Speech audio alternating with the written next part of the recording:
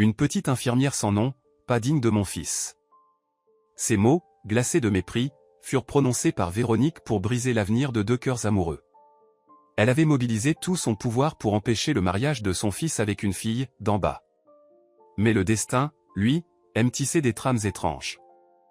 12 ans plus tard, en entrant dans une prestigieuse clinique de rééducation avec son petit-fils, la grande dame s'arrêta net devant le bureau du médecin-chef.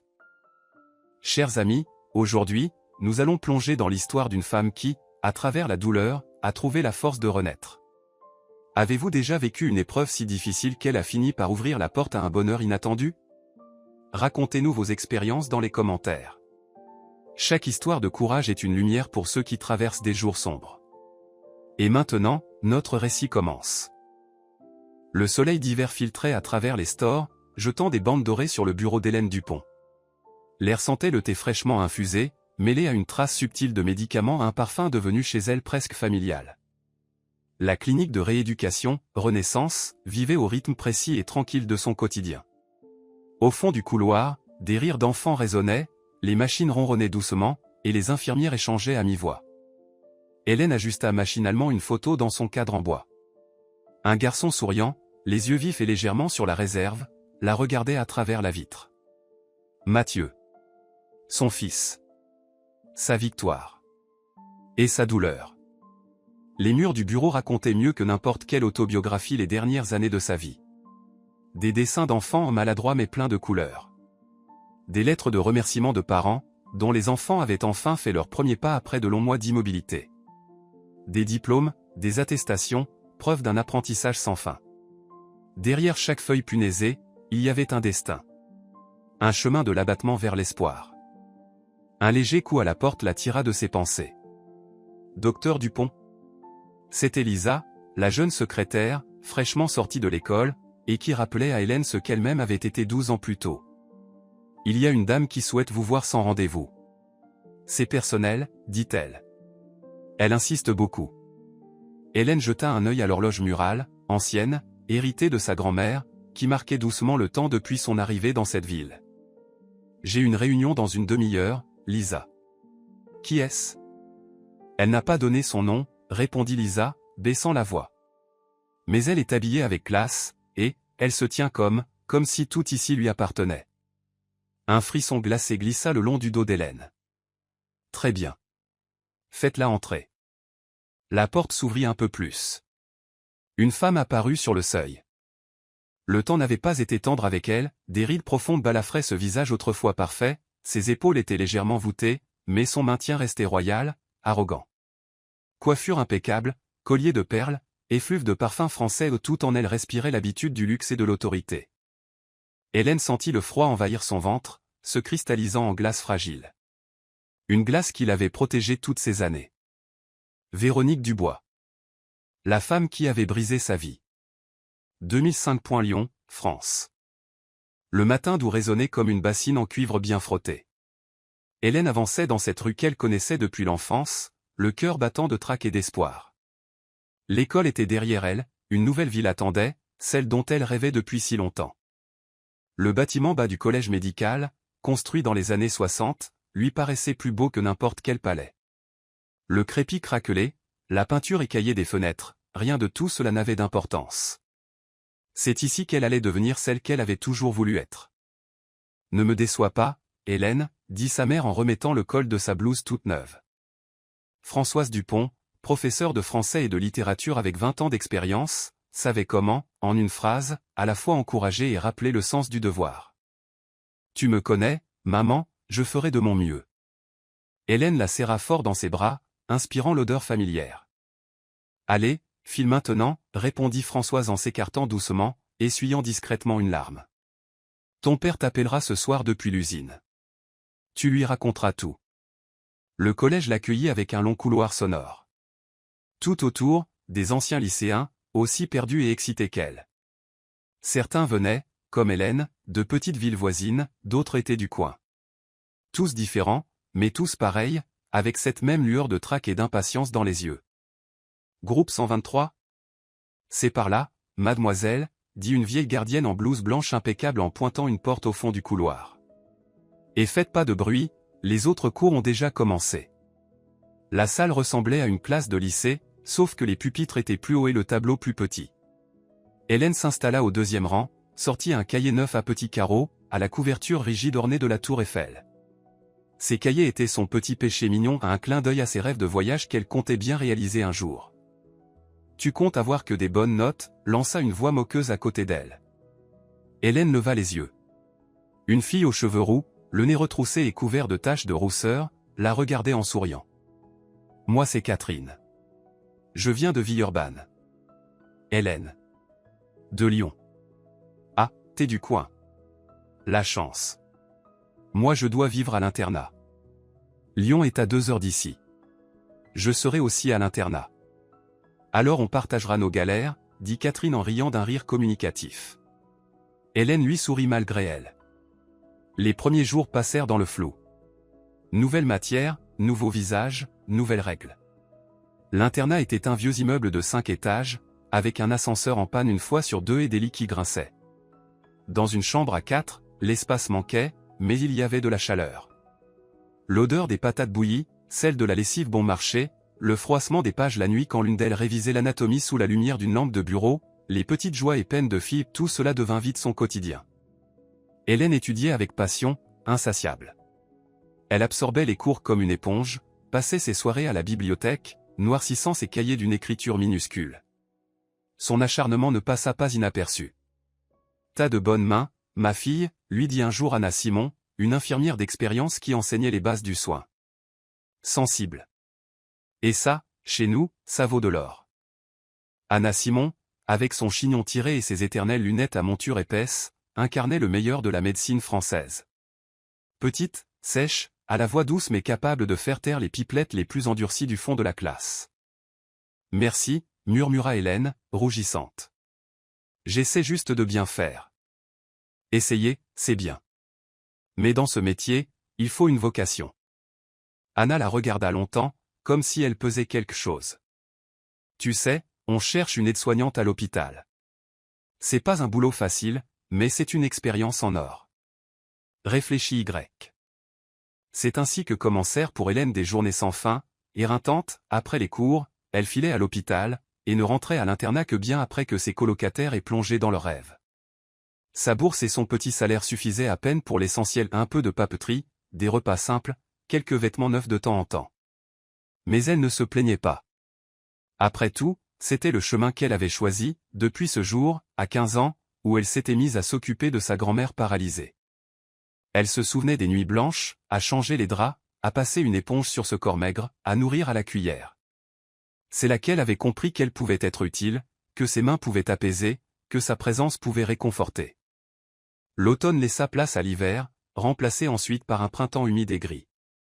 Hélène s'était faite au rythme effréné de sa nouvelle vie, économiser ses forces, optimiser chaque minute, dormir 5 heures par nuit et rester debout. Ce soir-là, la garde de nuit était étonnamment calme. Hélène, assise au poste infirmier, prenait des notes dans son manuel de pharmacologie. Dehors, une tempête de neige recouvrait la ville d'un épais voile blanc. Le téléphone sonna brusquement, la faisant sursauter. Les urgences appellent. On vous envoie un accidenté de la route. Préparez le bloc. Tout s'accéléra comme dans un film en avance rapide, appel, ordre, pas précipité dans le couloir. Hélène aida à préparer la salle d'opération, disposa les instruments, vérifia les médicaments, les poches de perfusion, le matériel stérile. Les portes des urgences claquèrent, laissant entrer un souffle d'air glacé et l'équipe du SAMU avec une civière. Homme, 22 ans. Il a percuté une barrière sur l'autoroute. Probablement perdu le contrôle à cause du verglas. Traumatisme crânien fermé, multiples contusions, suspicion d'hémorragie interne. Tension en chute, pouls filant. Hélène aperçut fugitivement le visage pâle du jeune homme, du sang séché sur la tempe, avant qu'on ne l'emmène au bloc. Quelque chose lui serra la poitrine, il avait le rage. L'opération dura plus de 3 heures. Hélène aurait dû rentrer, son service terminé, mais elle resta. Quelque chose l'empêchait de partir. Elle attendit qu'on le transfère en soins intensifs, puis alla voir l'infirmière de garde. « Marguerite, je peux rester un peu avec lui ? De toute façon je ne peux pas rentrer, avec la tempête. » La soignante, épuisée, fit un vague geste de la main. Reste, si tu veux. Mais ne t'endors pas. Le garçon était allongé, branché de partout. Immobile, les yeux fermés, le teint cireux, il ressemblait à une statue de cire. La perfusion comptait doucement les secondes, goutte après goutte. Hélène s'assit près de lui, surveillant les moniteurs, prête à appeler si besoin. Au petit matin, il allait mieux. Il ouvrit les yeux d'un bleu éclatant, comme des bleuets, et esquissa un sourire. Un ange? Juste une stagiaire, répondit-elle en souriant malgré elle. Comment vous vous sentez? Comme si un camion m'était passé dessus. Qu'est-ce qui s'est passé? Un accident. Vous avez perdu le contrôle à cause du verglas. Vous ne vous souvenez pas. Il fronça les sourcils, tenta de se souvenir, puis grimaça de douleur. Vaguement. Je venais de Paris. Je roulais vite. Ensuite, les phares, puis plus rien. Vous avez eu de la chance. Encore quelques minutes, et c'était trop tard. Alors mon ange gardien était bien en service, dit-il avec un autre sourire franc, presque enfantin, qui toucha Hélène. Vous devez vous reposer. Je dois y aller, j'ai cours. Attendez. Il remua faiblement. Comment vous appelez-vous? Hélène. Moi c'est Arthur. Arthur Dubois. Vous reviendrez? Elle hocha la tête, sans trop savoir pourquoi, et sortit de la chambre. Un étrange sentiment de chaleur l'envahit, comme si elle venait de trouver quelque chose qu'elle ne savait même pas chercher. Les jours suivants, Hélène passa souvent voir Arthur. D'abord pour le travail, prendre sa tension, changer la perfusion, l'aider à manger quand on l'autorisa à reprendre les solides. Puis, juste pour discuter. Arthur s'était révélé ouvert, drôle, avec un vrai sens de l'humour. Il lui parlait de son boulot d'analyste financier dans une grande boîte, de ses voyages, de sa vie à Paris, et Hélène avait l'impression d'écouter un récit venu d'une autre planète.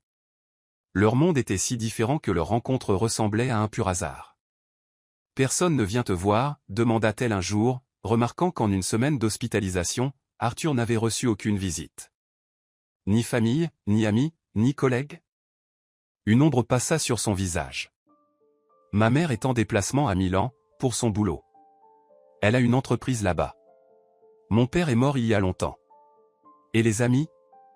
Il s'arrêta un instant, tu te rends vite compte que les vrais amis ne sont pas si nombreux, surtout quand tout va mal. Hélène se sentit mal à l'aise d'avoir posé la question, et changea vite de sujet. Tu veux que je t'apporte un livre? On a une petite bibliothèque pas trop mal à l'internat. T'aimes lire? Demanda Arthur, tout de suite plus enjoué. Tu lis quoi? Tout ce qui m'aide à comprendre le monde, dit-elle, un peu gênée par sa propre réponse. J'aime les classiques. Balzac, Zola. Et la poésie. Baudelaire, Verlaine. Et t'es déjà allé au théâtre, lança-t-il, en se redressant légèrement, les yeux pétillants. Non, répondit Hélène en secouant la tête. Jamais eu l'occasion. Quelle erreur tragique, dit-il en se frappant le cœur d'un geste théâtral. Écoute, dès que je sors d'ici, je t'emmène à la Comédie Française.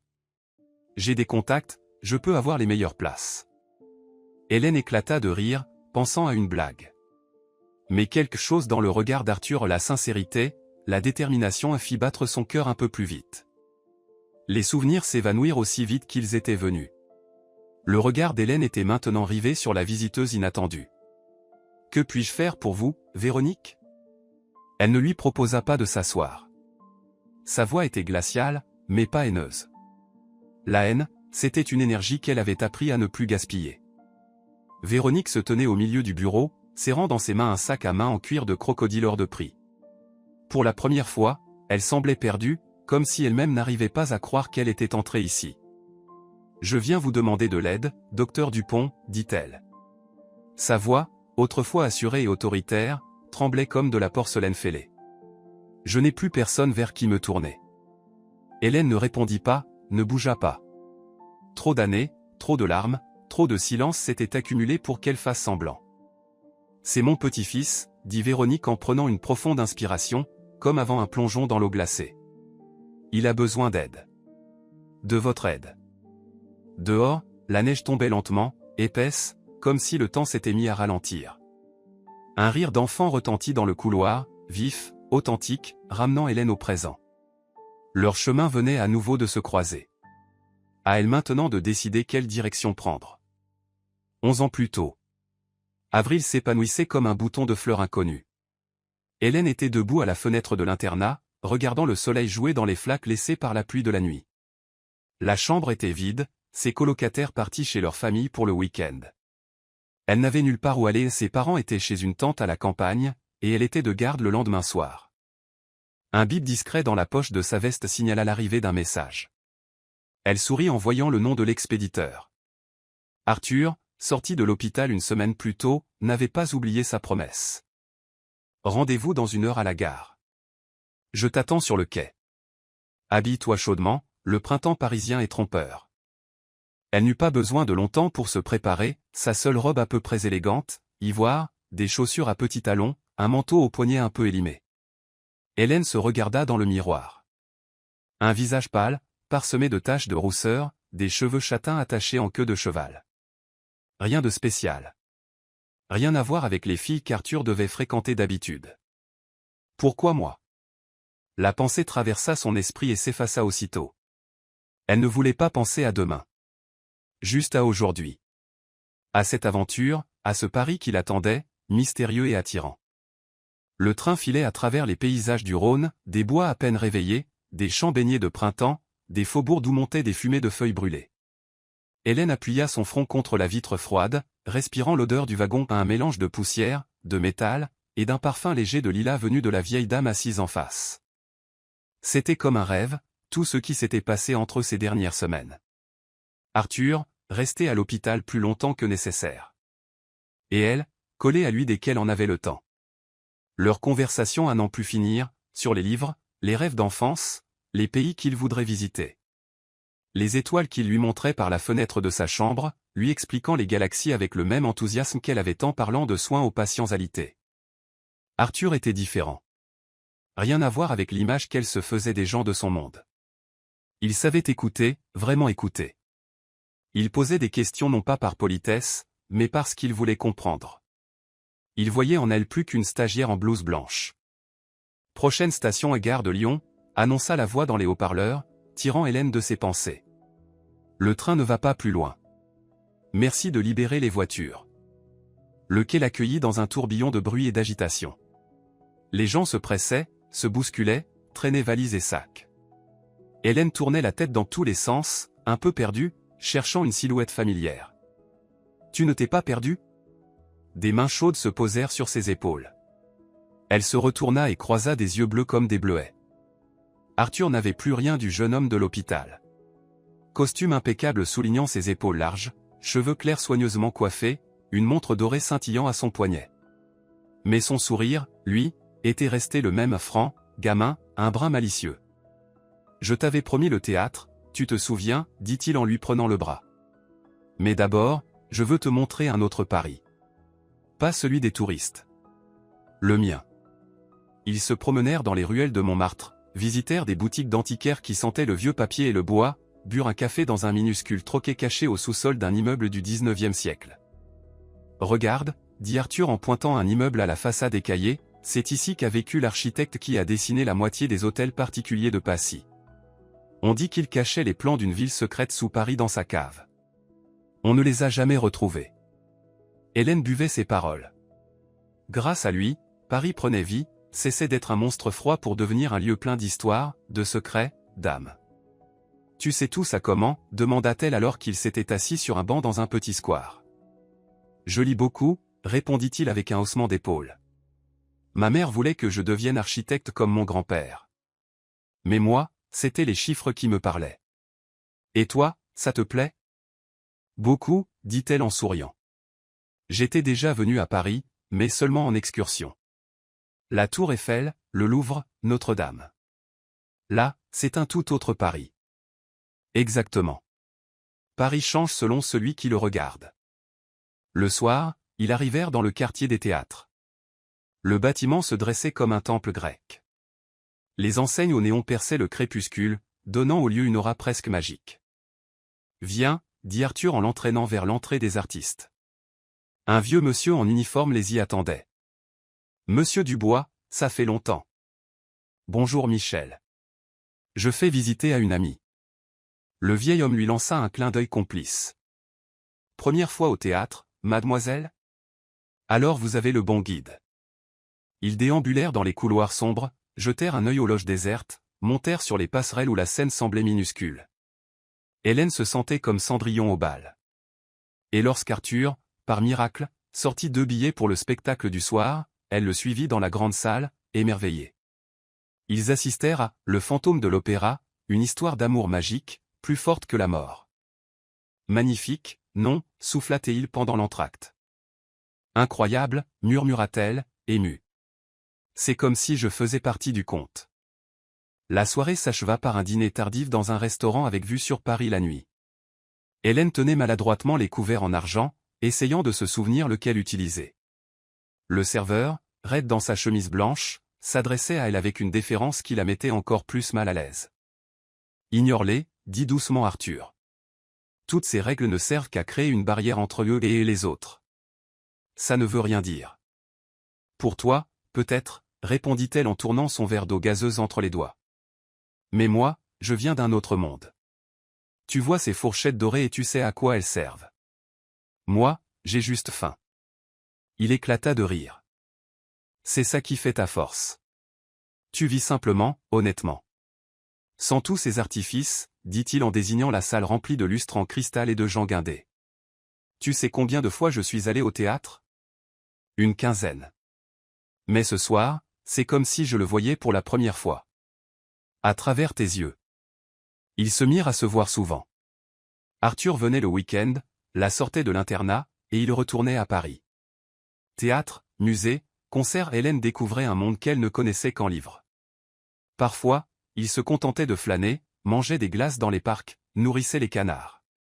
Et Arthur semblait apprécier ces instants simples bien plus que les grands dîners. Un jour, il lui offrit un bracelet en or avec un petit pendentif en forme de clé de sol. « C'est trop », protesta-t-elle en lui rendant la boîte. « Je ne peux pas accepter. »« Pourquoi » demanda-t-il, sincèrement étonné.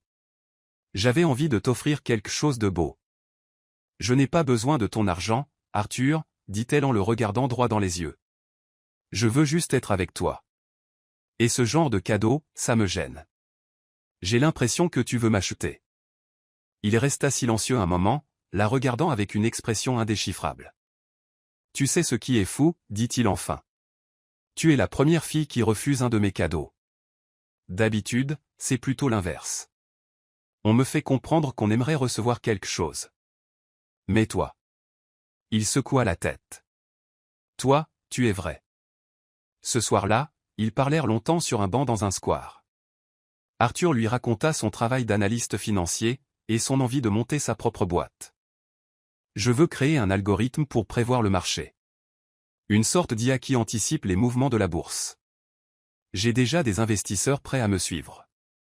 Mais ma mère veut que je continue à bosser pour elle. Et toi? Qu'est-ce que toi tu veux? Demanda Hélène. Arthur réfléchit, traçant des lignes dans le gravier du bout du pied. Être libre. Prouver que je peux y arriver sans ces contacts. Tu comprends? Elle comprenait. La liberté, c'était aussi ce qu'elle avait toujours voulu. Et toi, c'est quoi ton rêve? À part l'école de médecine, demanda-t-il. Hélène se tut un moment, cherchant les mots. À Lyon, il y avait une fille, Emma, avec une paralysie cérébrale. Ses parents ont tout vendu pour la faire soigner à Paris. Mais même avec ça, c'était pas assez. Elle n'a jamais pu aller à l'école comme les autres. Moi, je veux ouvrir une clinique. Où les enfants comme elle seront soignés peu importe l'argent. Où personne ne sera refusé pour une histoire de porte-monnaie. C'est beau ce que tu dis, répondit Arthur, les yeux brillants. La plupart des gens ne pensent qu'à eux. Toi, tu penses aux autres. Ne me mets pas sur un piédestal, dit-elle en souriant. Moi aussi, je veux gagner ma vie. Mais l'argent, c'est un outil, pas une fin. Quand je m'occupais de ma grand-mère, j'ai compris une chose, rien n'est plus important que soulager la douleur des autres. Arthur lui prit la main, et ils restèrent ainsi un long moment, sans parler.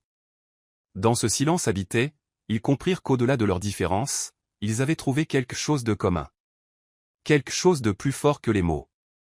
Début mai, Arthur se rendit pour la première fois à Lyon. La vieille ville les accueillit avec ses marronniers en fleurs et l'odeur du pain frais s'échappant des boulangeries. La maison à 3 étages au volet vert, où Hélène avait grandi, paraissait bien modeste comparée aux hôtels particuliers parisiens. « Bienvenue dans notre humble maison », dit Françoise Dupont, la mère d'Hélène, en s'essuyant les mains sur son tablier. Petite, rondelette, avec des yeux doux et une voix calme, elle dégageait une chaleur rassurante. Le père, Pierre Dupont, arriva plus tard, alors qu'ils étaient déjà installés à table. Grand, les mains marquées par le travail, le regard vif sous des sourcils épais, il serra la main d'Arthur sans un mot, l'observant avec attention. « Alors, t'es dans la finance ?» lança-t-il enfin, en servant des pommes de terre fumantes. « Et tu finances quoi, exactement ?» Arthur ne se laissa pas démonter. Il expliqua son travail simplement, sans jargon ni prétention, parlant des petites sommes que chacun pouvait investir, et de comment les faire fructifier. Mais l'essentiel, c'est la gestion des risques. Faut jamais tout miser. Toujours garder une marge de sécurité. Pierre haussa les épaules. Nous, les ouvriers, on n'a pas ce luxe-là. Pas de matelas. C'est de paix en paix, c'est ça, notre économie. Papa, dit Hélène, lançant un regard d'avertissement. Allons, ma fille. Je dis juste ce que je pense. Ta mère et moi, on s'est tués à la tâche pour que tu puisses faire des études et trouver ta voie. Après, c'est à toi de décider. Mais souviens-toi d'une chose, il fixa Arthur, choisis avec le cœur, pas le portefeuille. L'argent, ça va, ça vient. Le caractère d'un homme, ça reste. Le soir, Arthur retourna à l'unique hôtel de la ville, ayant poliment décliné l'invitation à dormir sur place. Tandis qu'Hélène débarrassait, sa mère lui demanda doucement. « Il est bien, ce garçon ?» « Oui, » répondit Hélène en rangeant les assiettes. « Mais on vient de 2 mondes différents, maman. Parfois, j'ai peur qu'il s'en rende compte et qu'il parte. »« S'il t'aime, il y restera, » dit Françoise en la serrant dans ses bras. « Et s'il part, c'est qu'il n'était pas fait pour toi. Mais quand tu es avec lui, tu brilles. Je ne t'avais pas vu comme ça depuis longtemps. Tu plaisantes, j'espère ?» Véronique posa le menu et regarda son fils comme s'il venait de lui annoncer qu'il voulait devenir clown. D'où vient cette envie soudaine de dîner avec, comment elle s'appelle déjà? Hélène, maman. Et j'aimerais que tu la rencontres. Ils étaient installés au fond d'un restaurant chic du 16e arrondissement. Véronique, élégante, coiffure parfaite et traits à peine marqués par les années, semblait tout droit sortie d'un magazine. La chaîne de bijouterie qu'elle avait fondée après la mort de son mari était florissante, faisant d'elle l'une des femmes d'affaires les plus influentes de Paris. « Ta petite infirmière » lança-t-elle en pinçant les lèvres.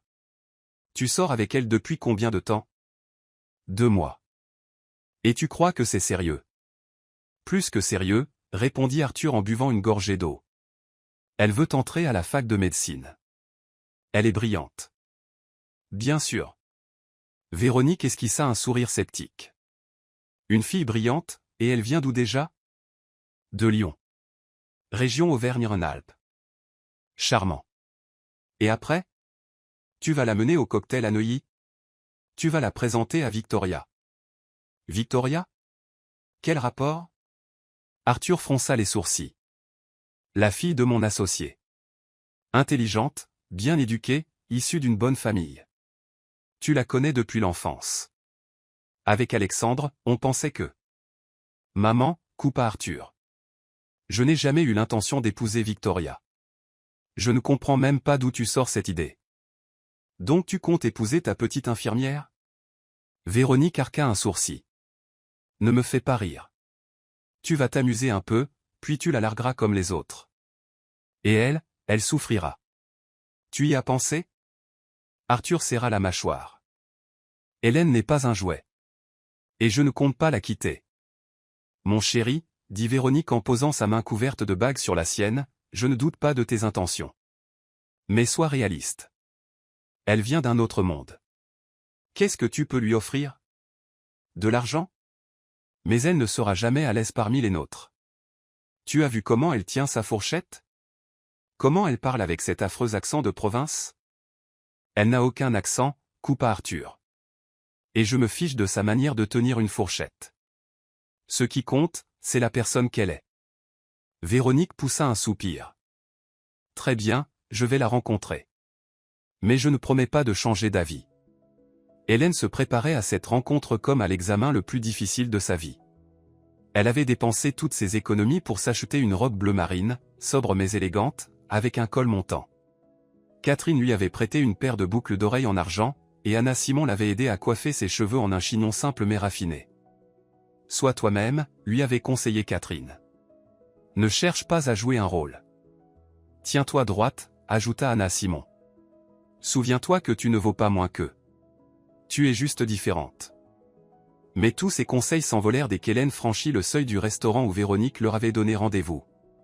Un décor en pierre, des serveurs en smoking, des lustres en cristal projetant des reflets scintillants sur des nappes immaculées où tout respirait la richesse et le raffinement, et elle se sentit comme Cendrillon sur le point de redevenir Souillon. Véronique les attendait à une table près de la fenêtre. Elle ne se leva pas à leur arrivée, se contentant d'un léger hochement de tête. Arthur l'embrassa sur la joue et présenta Hélène. « Enchantée », dit Véronique d'un ton glacial, en détaillant la jeune femme du regard. « Arthur m'a beaucoup parlé de vous. » Le dîner fut une épreuve raffinée. Chaque question de Véronique était une petite estocade. « Et qu'avez-vous prévu de faire après le collège ? » ? « Je vais d'abord travailler comme infirmière, économiser un peu, puis entrer en faculté de médecine, » répondit Hélène avec sincérité. Véronique étouffa presque un rire. Une ambition louable. Mais vous savez que les médecins, chez nous, ne gagnent presque rien. Pourquoi se compliquer autant la vie? Ce n'est pas pour l'argent. Je veux aider les gens. Comme c'est attendrissant, dit Véronique avec un sourire qui ne toucha pas ses yeux. Mais vous avez une idée du coût des études? D'une spécialisation, par exemple? Maman, Arthur posa sa main sur le bras d'Hélène. Ce n'est pas le moment. Pourquoi donc? Je me renseigne sur les projets de ta compagne, sur ses ambitions. Avoir des objectifs, c'est très bien. Mais encore faut-il qu'ils soient réalistes. Hélène gardait le silence, les joues en feu. Chaque regard, chaque mot de Véronique disait plus clairement que tout, tu n'es pas des nôtres.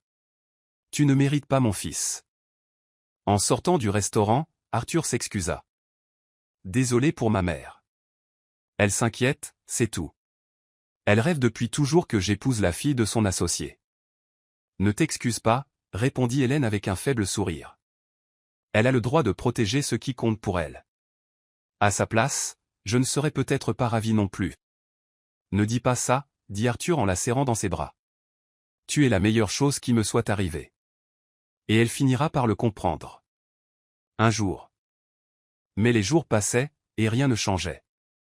Véronique ne l'appelait plus quand elle savait qu'il était avec Hélène. Elle annulait les repas de famille, faisait semblant d'avoir oublié son prénom lors des rares rencontres. Puis elle décida de passer à l'action.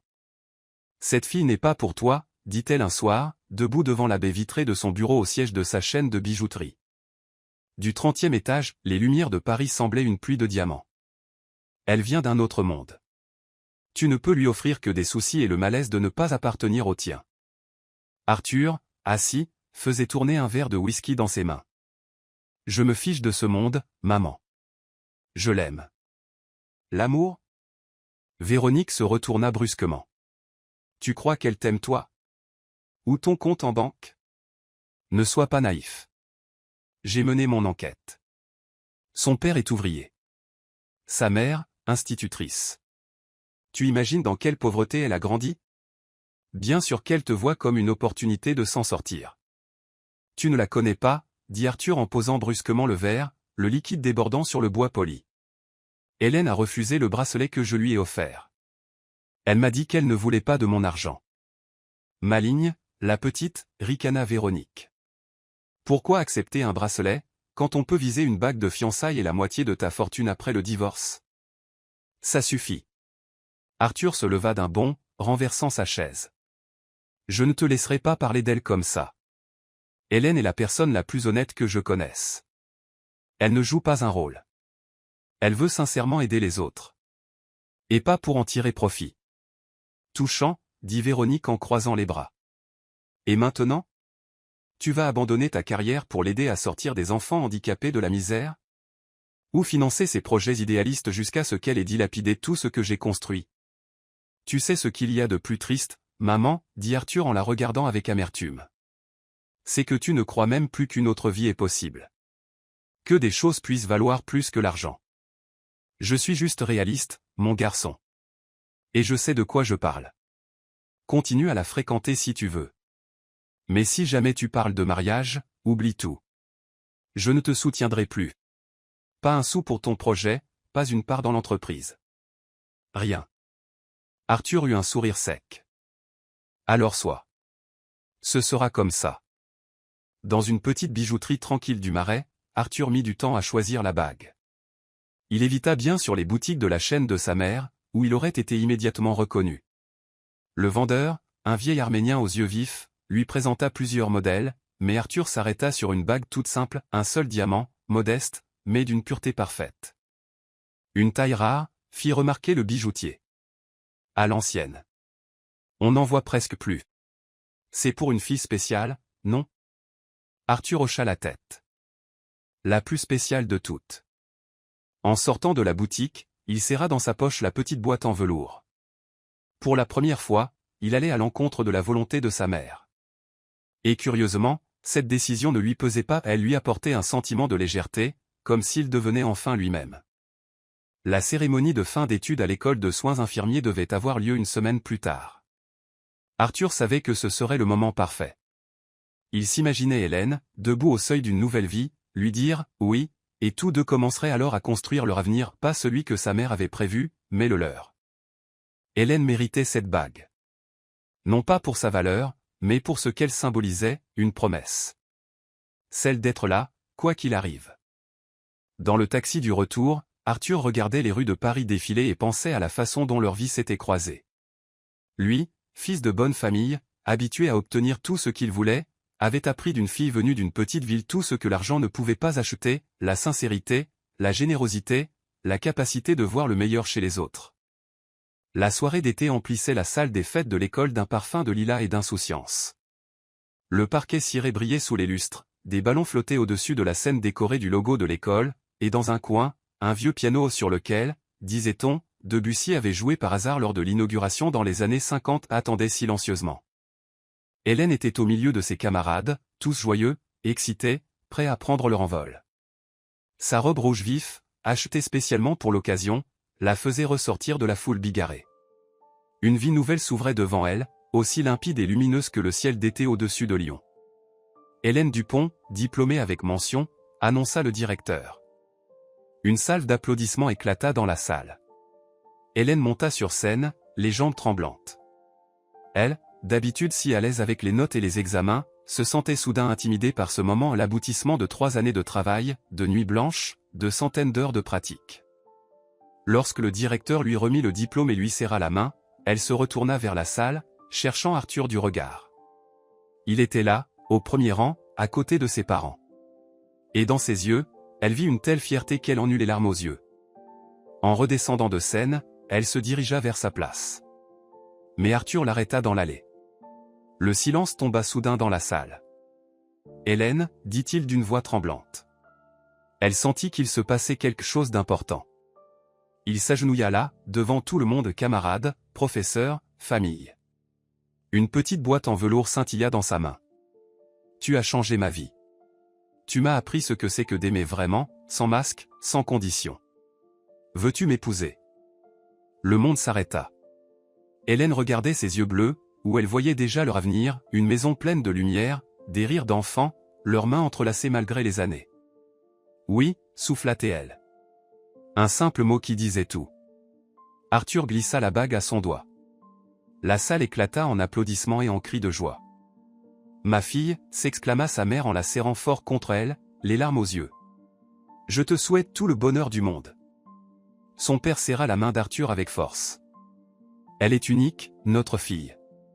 Prends soin d'elle. » Et dans ce moment de bonheur parfait, Hélène ne pouvait pas imaginer que bientôt, son monde allait s'effondrer comme un château de cartes soufflé par le vent. Dans son bureau, Véronique Dubois jeta un verre en cristal contre le mur. Les éclats se répandirent sur le marbre comme une pluie d'étoiles cruelles. Des fiançailles ? Lors de la remise de diplôme de cette école, cria-t-elle presque en fixant sa secrétaire, qui venait de lui apporter des photos de la cérémonie. « Qui t'a donné ça ? Un ami commun, Madame Dubois. Il était là par hasard, sa nièce faisait aussi sa remise. La jeune femme gardait prudemment ses distances. Dehors, rugit Véronique. Et la secrétaire s'éclipsa aussitôt. Restée seule, Véronique s'effondra dans son fauteuil. Ses mains tremblaient. C'était impossible. Son fils, son unique espoir, sa fierté, allait lier sa vie à une pauvre fille de province? Une gamine sans relation, sans argent, sans même le minimum de savoir-vivre? Véronique se souvenait parfaitement de la difficulté qu'elle avait eue à gravir les échelons. Son mariage avec un homme riche, les années de privation et d'humiliation à supporter ses infidélités pour assurer sa sécurité, puis la lutte acharnée pour se faire une place après sa mort. Elle avait bâti un empire à partir de rien pour son fils. Pour qu'il ne connaisse jamais le besoin. Pour que sa vie soit facile, brillante. Et maintenant, il allait tout gâcher? Jamais. Elle ne le permettrait pas. Véronique s'approcha du coffre dissimulé derrière un tableau. Elle en sortit une pochette marquée « Projet A ». Le business plan d'Arthur. 2 ans de travail, d'idées, d'espoir. Cet algorithme de prédiction boursière pouvait rapporter des millions. Son fils avait du talent, elle n'en doutait pas. En feuilletant les pages, elle comptait mentalement combien elle avait déjà investi dans ce projet, et ce qu'elle comptait encore y mettre. L'argent, les contacts, les recommandations, tout ce qui lui permettrait de réussir tout en restant redevable. Relié à elle par la reconnaissance. Elle referma la pochette d'un geste sec. Il avait le choix, revenir à la raison, ou tout perdre. Elle trouverait le moyen de le forcer à choisir entre cette fille et son avenir. « Je ne comprends pas », dit Arthur, assis dans le bureau de sa mère, une tasse de café froid entre les mains. « Tu disais toi-même que les investisseurs étaient prêts à s'engager. » Ils l'étaient, répondit Véronique sans lever les yeux de ses papiers. Mais la situation a changé. Le marché est instable, les risques ont augmenté. Et qu'est-ce qui a changé, exactement, en une semaine? La voix d'Arthur se durcissait. Tu vas me dire que ça n'a rien à voir avec mes fiançailles? Véronique le regarda enfin. Qu'en penses-tu? Tu voudrais que je mette des millions sur la table pendant que tu épouses la première fille venue? Hélène n'est pas la première fille venue, répliqua Arthur en posant brutalement la tasse. Je l'aime. Et nous allons nous marier. Avec ou sans ta bénédiction. Très bien, dit-elle en haussant les épaules. C'est ton choix. Mais ne compte pas sur mon soutien. Ni financier, ni autre. Tu me fais du chantage? Arthur n'en croyait pas ses oreilles. J'essaie de t'éviter une erreur, répondit-elle en se levant. Réfléchis à ce qui se passera dans 1 an, 2, 5. Elle te donnera un enfant, t'attacheras à elle, puis t'abandonnera et partira avec la moitié de ton patrimoine. Tu crois que je ne connais pas ce genre de fille? Ambitieuse, déterminée, prête à tout pour s'en sortir. Tu ne la connais pas du tout, dit Arthur, secouant la tête. Tu devrais essayer de lui parler, vraiment. Je n'ai pas besoin de lui parler, coupa Véronique. Je vois clair dans son jeu, écoute-moi, mon chéri. Je veux ton bien. Tu as un avenir brillant. Ne le gâche pas pour une aventure avec une petite infirmière. Arthur se leva, la colère bouillonnant en lui. Ce n'est pas une aventure. C'est ma vie. Et je suis le seul à décider avec qui je veux la partager. Pendant qu'Arthur se débattait avec sa mère, Hélène faisait face à ses propres difficultés. Elle continuait de travailler à l'hôpital, se préparait à passer les examens d'entrée à la faculté de médecine, et comptait les jours jusqu'au mariage, prévu pour l'automne. Mais quelque chose clochait. D'abord, son dossier pour la visite médicale d'admission disparut sans explication. Elle dut tout recommencer, perdant un temps précieux. Ensuite, sa hiérarchie se mit à lui faire des remarques constantes, pour des broutilles. Des collègues, autrefois chaleureux, détournaient le regard et évitaient ses questions. « Qu'est-ce qui se passe, Marie ?» demanda-t-elle un jour à une aide-soignante âgée, avec qui elle avait toujours été en bons termes. « Pourquoi tout le monde agit bizarrement ?» Marie regarda autour d'elle et baissa la voix. « On raconte que des gens se sont renseignés sur toi. Qu'ils ont posé des questions, sur tes habitudes, sur ton comportement. Même s'il t'est arrivé de prendre quelque chose à l'hôpital. » Quoi? Hélène était abasourdie. Qui a posé ces questions? Je ne sais pas, ma petite. Mais depuis leur passage, la direction a changé d'attitude. Ils ont peur, c'est clair. Peur de quelqu'un. Hélène voulut en parler à Arthur, mais il était absorbé par ses propres ennuis. Depuis que sa mère avait coupé les fonds, il courait après de nouveaux investisseurs, enchaînait les rendez-vous, les réunions, les appels. Puis Hélène apprit qu'elle était enceinte. Deux traits roses, nets comme une signature du destin, étaient apparus sur le test. Son premier réflexe fut de téléphoner à Arthur, mais elle décida de lui annoncer en face. Elle redoutait un peu sa réaction. Ils avaient parlé d'enfants, oui, mais plus tard, après le mariage, une fois bien installé. Pas maintenant, en plein chaos. Arthur vint la voir 2 jours plus tard. Il avait l'air épuisé, les traits tirés, des cernes sous les yeux. Mais quand elle lui annonça la nouvelle, son visage s'illumina d'un bonheur pur, et tous ses doutes s'effacèrent. « C'est merveilleux, dit-il en la soulevant dans ses bras et en la faisant tournoyer. On se mariera plus tôt, c'est tout. » Ils décidèrent d'avancer la date du mariage au mois suivant. Ils choisirent des alliances simples désormais, chaque centime comptait pour l'enfant. Hélène rayonnait. Elle rêvait à l'avenir. Ses parents, bien qu'inquiets de la rapidité des événements, soutenaient son choix. Mais quelque chose changea. Arthur devint distant, silencieux. Il annulait souvent leurs rendez-vous, prétextant le travail. Il ne parlait plus du bébé, ni de leur futur. « Qu'est-ce qui se passe » demandait Hélène. Elle n'avait droit qu'à des réponses vagues. « Je suis fatiguée. Trop de boulot. On en parlera plus tard. » Elle pensait que ses difficultés financières l'épuisaient. Il avait perdu le soutien de sa mère, devait chercher de nouveaux investisseurs, préparer le mariage, devenir père, c'était beaucoup. Trop, peut-être. Hélène continuait d'avancer, elle avait choisi une robe simple, commandé un petit gâteau chez un pâtissier du quartier, établi une liste d'invités. Aucun ami proche d'Arthur ne répondit à l'invitation. Tous déclinèrent poliment. Cela lui fit mal, mais elle n'en montra rien. Une semaine avant la date prévue, Arthur ne vint pas à leur rendez-vous. Il ne répondait plus à ses appels. Inquiète, le cœur serré, Hélène prit le train pour Paris. Elle se rendit à son immeuble, mais le concierge, élégant et rigide, lui barra le passage. « Vous cherchez qui, mademoiselle ?»« Arthur Dubois. Je suis sa fiancée. » L'homme la détailla du regard, s'attardant sur ses vêtements modestes et son ventre à peine arrondi. « Monsieur Dubois a donné consigne de ne laisser entrer personne. »« Moi ? Il refuse de me voir, » souffla Hélène, incrédule. « Appelez-le. Dites-lui qu'Hélène est là. »« J'ai des instructions, » répondit-il fermement. Elle alla s'asseoir sur un banc face à l'entrée, le sol se dérobant sous ses pieds. Qu'est-ce qui se passait? Pourquoi Arthur refusait-il de la voir? Elle l'appela encore et encore, mais son téléphone restait éteint. La nuit tombait quand il finit par la rappeler. « Où es-tu? Qu'est-ce qui se passe » dit-elle, la voix tremblante. « Pardon » répondit Arthur d'un ton étrange, comme s'il se forçait à parler. « J'ai besoin de temps. Pour réfléchir. » Réfléchir à quoi? À notre mariage? À notre enfant? Sa voix lui semblait étrangère, aiguë, brisée. Un silence. Long. Trop long. Elle crut que la ligne avait coupé. « Je ne suis pas sûr que l'enfant soit de moi », finit-il par dire. Comme un coup de poignard.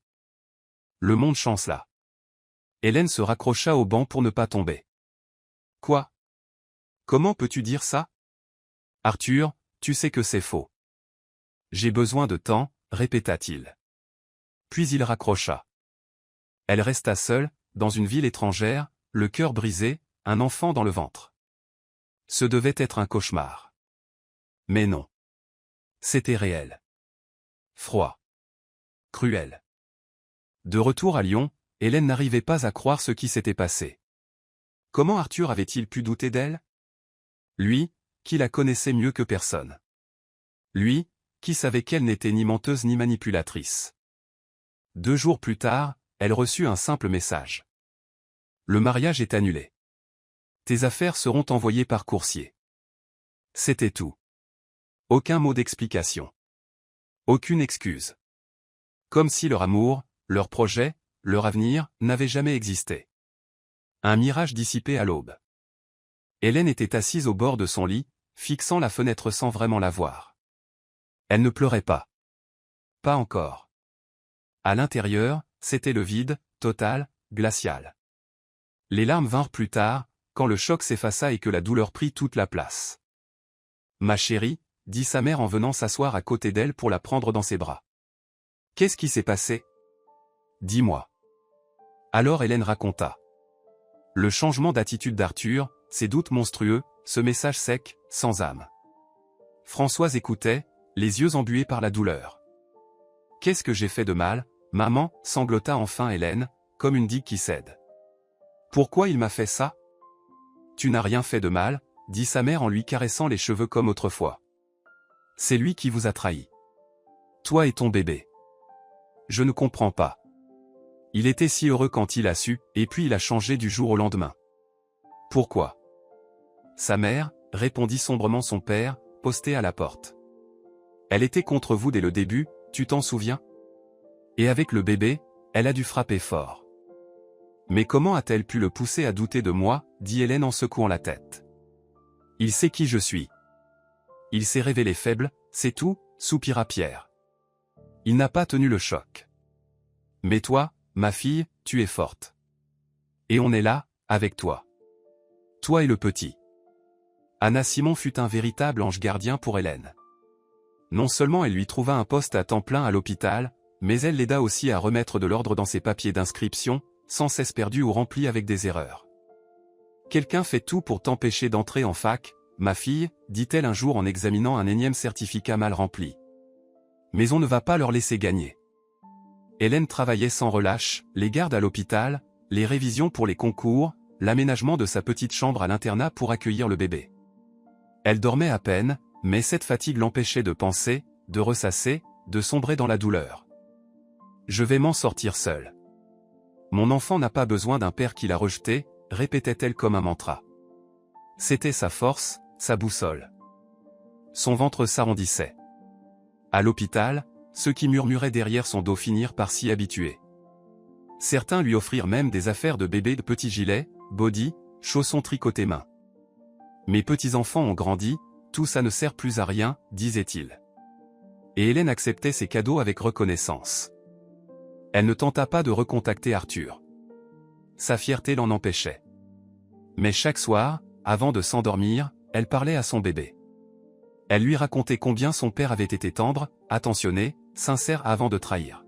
« Tu ne sauras que le bon à son sujet, » pensait-elle en caressant son ventre. « Tu n'as pas besoin de connaître l'amertume. » À la fin du 7e mois, les ennuis commencèrent, tension élevée, édème, vertige. Le médecin insista pour l'hospitaliser, mais Hélène résistait. Il y avait les concours à préparer, son travail.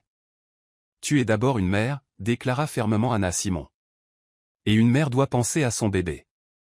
Tu entres à l'hôpital, Hélène. Les examens attendront l'année prochaine. » La maternité où elle fut transférée se trouvait dans une ville voisine, plus grande. Un vieux bâtiment des années 70, à la peinture écaillée et au lit grinçant, mais à la réputation solide.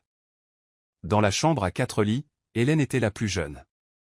Ses voisines, toutes trentenaires, la prenaient en pitié. Si jeune, et déjà tant d'épreuves. « Le père du bébé c'est pour les complications ?» demanda un soir Larissa, une professeure de lettres. « Non », répondit Hélène brièvement. Elle n'avait pas envie d'en parler. Mais quelque chose la poussa à essayer. Un soir où sa tension explosa, où le médecin affichait un air inquiet, elle demanda à une infirmière d'appeler Arthur. « Dites-lui que j'ai des soucis. Que le bébé risque de naître prématurément. » L'infirmière mit longtemps à revenir. Quand elle le fit, son visage exprimait à la fois la gêne et la compassion. « Alors ?» demanda Hélène, pleine d'espoir. « Personne ne répond » murmura l'infirmière en détournant les yeux. « J'ai essayé plusieurs fois. » « Alors c'est comme ça » pensa Hélène en fermant les paupières. Elle serait seule. Elle et son enfant, contre le monde entier. L'accouchement arriva soudainement, à l'aube. Les contractions étaient si fortes qu'elle en perdait le souffle.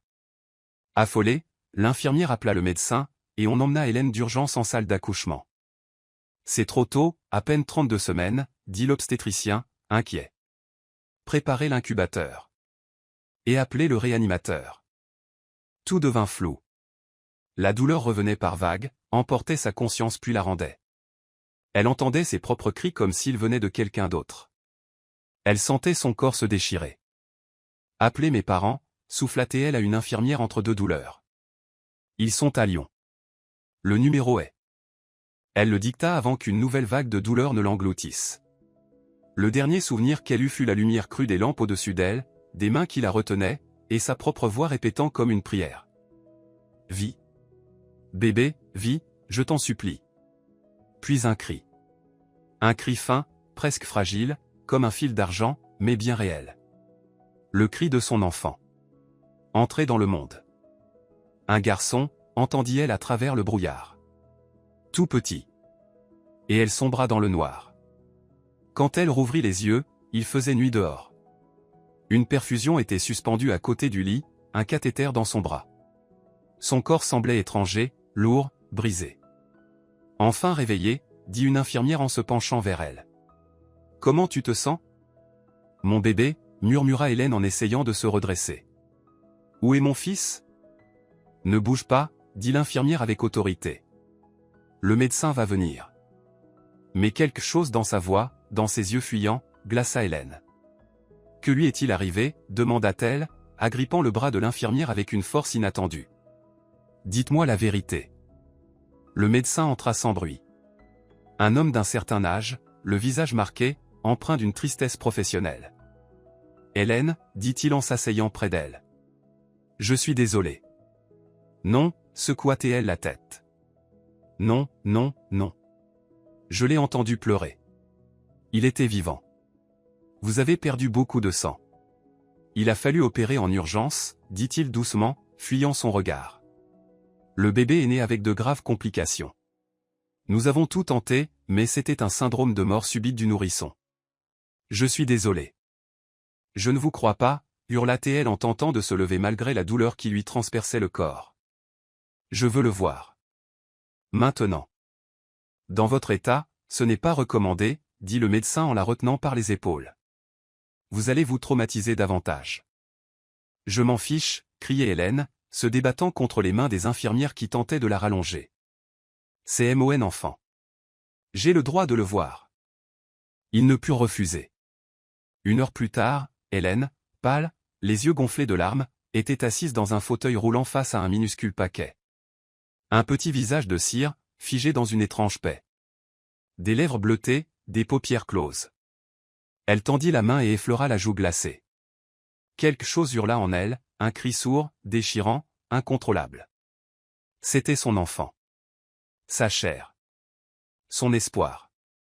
Son avenir. Et il était mort.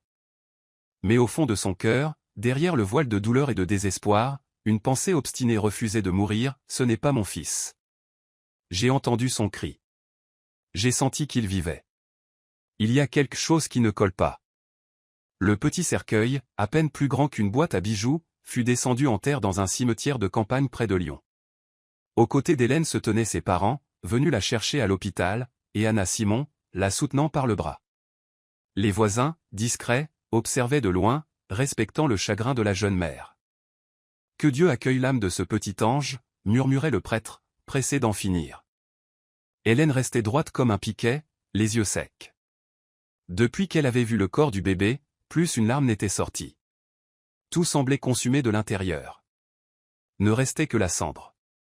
Les fossoyeurs recouvrirent la minuscule tombe de terre, formant un petit mont anonyme. Elle n'avait pas eu le temps de lui choisir un prénom. Elle voulait en parler avec Arthur. Elle voulait que ce soit leur choix. « Viens, ma chérie », dit doucement sa mère en lui touchant l'épaule. « Tu dois te reposer. » Hélène se laissa guider hors du cimetière. Elle marchait comme une poupée mécanique, sans sentir ni son corps, ni le monde. Tout avait perdu couleur et son, remplacé par un brouillard gris sans fin. La dépression l'enveloppa comme une eau noire, lourde, gluante, sans air. Hélène restait couchée, le regard fixé au plafond. Elle ne mangeait pas, ne buvait pas, ne répondait plus. Ses parents se relayaient jour et nuit, incapables de la laisser seule. « Il faudrait peut-être voir un psy », chuchotait sa mère à son père, pensant qu'Hélène ne l'entendait pas, « ça fait 2 mois déjà. »« Elle est forte », répondait Pierre à voix basse. « Elle est comme moi. Elle s'en sortira. » Mais lui aussi essuyait en cachette des larmes rares, en voyant le visage émacié de sa fille, ses yeux éteints, ses mains qui tordaient sans fin le drap. La nuit, Hélène rêvait toujours du même cauchemar. Un petit paquet lui échappait dans un long couloir. Elle courait, hurlait, sans jamais le rattraper. Une voix sèche et autoritaire répétait « Ce n'est pas le tien. Pas le tien. » Parfois, Arthur apparaissait dans ses rêves. Perdu. La cherchant du regard. Mais une ombre derrière lui l'empêchait d'avancer. « Hélène » dit un jour Anna Simon en entrant dans sa chambre. Elle s'assit sur le bord du lit. « J'ai quelque chose pour toi. » Elle posa un dossier sur la table de nuit. Hélène ne tourna même pas la tête. « C'est ton dossier médical. Et le certificat de décès du bébé. » « J'ai demandé à quelqu'un de m'en faire des copies, » murmura Anna, en se penchant plus près. « Et il y a des choses bizarres, Hélène. Des incohérences. L'heure de naissance est notée 17h20, mais dans le registre de la sage-femme de garde, c'est 15h45. Et il y a autre chose. » Le ton de sa mentor la fit réagir pour la première fois depuis des semaines. Hélène tourna lentement la tête. Quoi? Sa voix était rauque, usée par le silence. Ce jour-là, une autre femme a accouché. Une sans-abri. Elle a abandonné son bébé.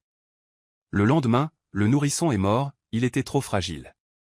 Mais certains documents ne concordent pas.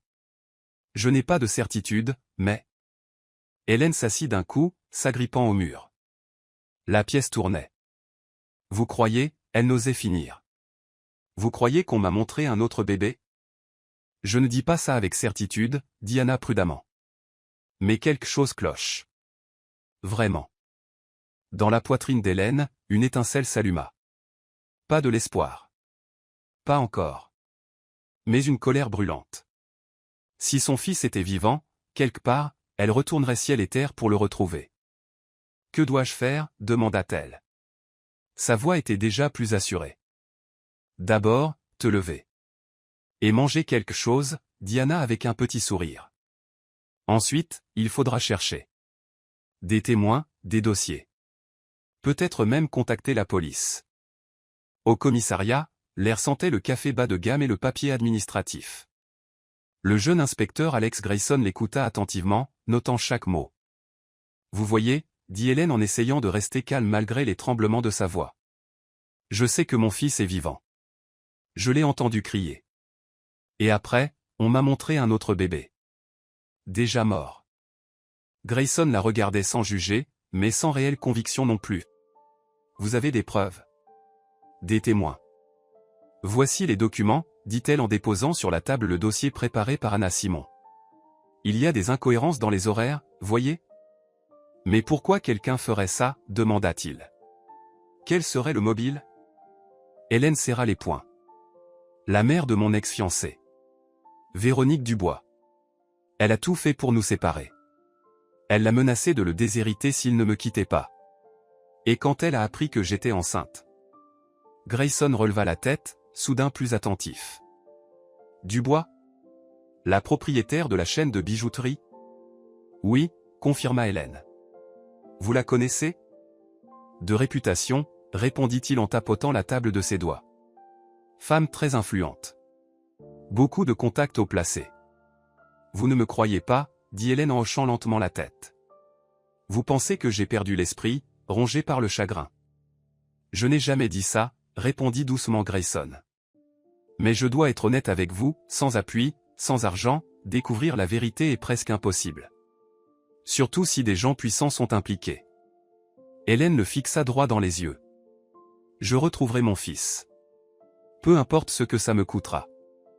Et à cet instant, pour la première fois depuis des mois, le brouillard sembla se dissiper. La douleur restait, bien sûr, mais quelque chose de nouveau naissait, une détermination froide, implacable, qui allait désormais la guider. Je vous aiderai du mieux que je peux, dit soudain Grayson. Mais officiellement, il n'y aura probablement pas d'enquête. Trop peu de preuves, juste des soupçons. Il faudra agir officieusement. Merci, murmura Hélène, émue pour la première fois depuis longtemps. Je suis prête à tout. En sortant du commissariat, elle respira profondément l'air frais du printemps. Quelque part, dans ce monde immense, son fils était vivant. Et elle le retrouverait. Cette pensée lui donnait de la force, faisait battre son cœur plus fort. Je te retrouverai, mon bébé, pensait-elle, regardant les marronniers en fleurs, les nuages qui couraient dans le ciel. Je te le promets. Même s'il me faut toute une vie. Le temps ne guérit pas toutes les blessures, mais il apprend à vivre avec. Le printemps céda la place à l'été, l'été à l'automne. Comme si la nature, elle aussi, reflétait l'état intérieur d'Hélène tout fanait, se préparait à l'hibernation. Puis, un jour, de nouvelles pousses, des bourgeons timides, des brins d'herbe perçant la terre assouplie. Et dans le cœur d'Hélène, la douleur restait, mais elle s'était installée comme une vieille cicatrice qu'on ne sent qu'à l'approche de l'orage. 1 an. 1 an jour pour jour depuis qu'on avait enterré un petit cercueil anonyme dans un cimetière de Lyon. Un enfant qui n'était pas le sien. Mais pour elle, cette tombe symbolisait la perte. Son fils, quelque part, respirait. Et elle ne savait même pas à quoi il ressemblait, quelle voix il avait, s'il avait peur du noir, s'il aimait les histoires du soir. Elle intégra la faculté de médecine à sa deuxième tentative. La première avait échoué à cause des papiers perdus et de son état post-accouchement. Mais la ténacité était sa marque de fabrique. Petite comme un moineau, avec un menton volontaire et un regard habité par une force inexplicable, elle se jetait sur les études comme si sa vie en dépendait, au point d'en effrayer ses camarades. Ses journées étaient millimétrées. Le matin, les cours. L'après-midi, les TP.